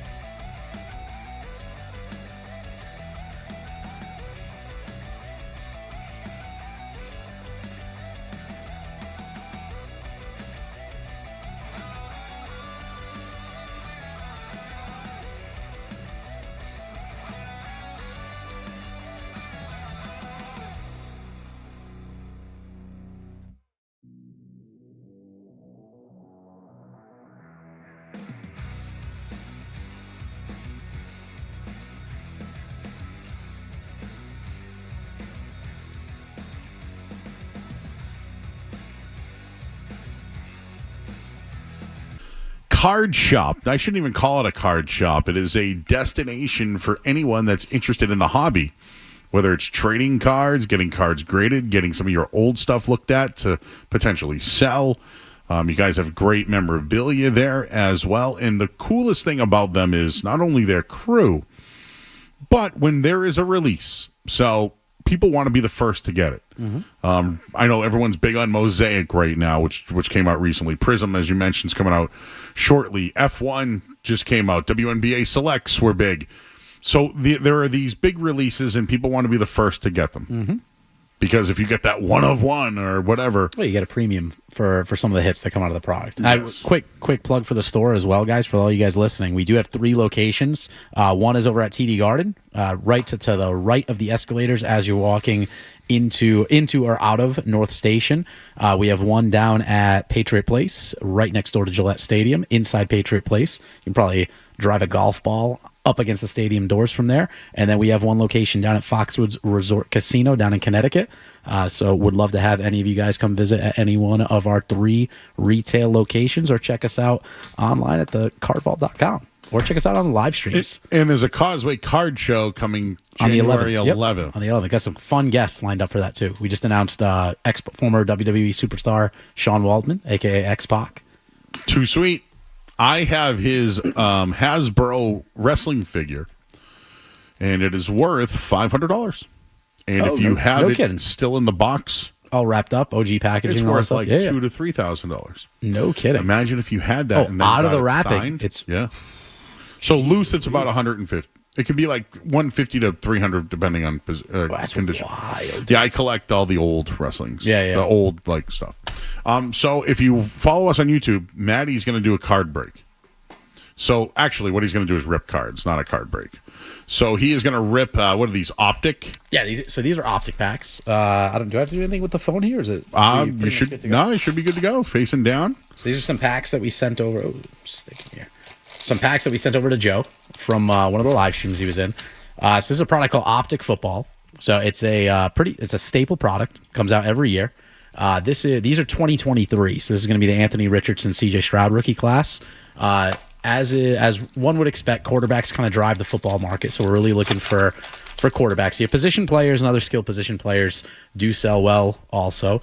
Let's see if we got anything. So we're looking for CJ Stroud. We're looking for Anthony Richardson. Yeah. Maybe an autograph card from somebody. Jahmyr Gibbs would be cool. Jahmyr Gibbs stuff is up right now for the Lions. Bijan Robinson, another decent. Even Jordan Addison, who, by the way, 3 tutties. Well, I mean, I know everyone was scoring touchdowns for Minnesota. What do we got? I see a little bit of color in here. Let's go. We got a little something here. Hunter Renfrow. We got Tyjae Spears, who I think is very talented, just hasn't gotten a whole lot of looks there with Pollard playing. So it's Brian Urlacher on the refractor, and then Nick Bosa. So you guys can see on the Spears, for those of you guys who may just be getting back into cards or seeing sports cards again for the first time in a long time, what you're looking for here out of Optic is that rated rookie logo. So instead of a typical card that says rookie card or says RC, the rated rookie logo is actually a pretty iconic design. It goes back. It's got a very long lineage inside these sports cards. Bo Jackson's rated rookie, Ken Griffey Jr.'s. You see it back in the day. You see it a lot with the Donruss products. Donruss was much bigger back in the day as a standalone brand. They did baseball, football, all that good stuff. But the rated rookie, I would argue that's probably one of the most, if not maybe the most iconic rookie stamp in the hobby. Still holds its weight today. This is an insert. Rookie recruit Zay Flowers having himself a nice lead. Zay Flowers, rookie. Roshan, this guy screwed me a lot in fantasy this year, poaching touchdowns from DeAndre Swift. But again, rated rookie, it's just one of the base. Richard Sherman, try me with a sorry receiver like Crabtree. And this is what you do, everybody. You enter a break. They do cases, half cases, boxes, whatever. But you buy a team, and then you get the cards from whatever team you purchased. The little chain reactions. That's what we call an insert. So a lot of these cards, like this is the base design. So these would be like this Jonathan Ogden, the Christian McCaffrey, another guy who absolutely just hated my fantasy team this year for a lot of reasons. These are called what are called base cards. It's your standard, flagship design for the product. And then this holographic looking one here, the Cooper Cup, it's what we would call an insert. So they're inserts are just different variations of cards that are randomly inserted throughout the product, throughout the packs. Typically, you want one that's numbered. This one in particular is not. We got a minute or so to go here, but I wanted to just take a couple of calls while Maddie rips. Little red stars. This is actually a short print for the Team All stuff. Broderick Jones, not quite the name we were looking for. I think it's an offensive lineman, but you can see. So this is what's known out on lineman cards and coach cards. Yeah, out on line. It's just unfortunate. No love for the big boys up front, but you can see how this one's red and has all the sparkles on it. This would be what's called a red stars parallel. So in addition to all the base cards, there are different color variations of each card in pretty much every single set. Some are numbered. This one does not have it. Whatever you want to do. Jimmy, you got 20 seconds. You got 20 seconds. All right, Joey, Matt, I got a quick answer for Maddie here. And definitely go check out these shows because I've seen you guys in Boston before. But the quick answer is it depends on how long you've been in a place. I'm from South Portland, Maine. I lived there for 25 years. I lived in Brooklyn for 7. But New York City has a 10-year limit for you to say that you're from New York. So, Maddie, you're from Westport. You're not from Providence, man. You're breaking my heart, buddy. You're breaking my heart. I don't even really care that much. It's just I just want to win the argument. It's the principle of the matter now.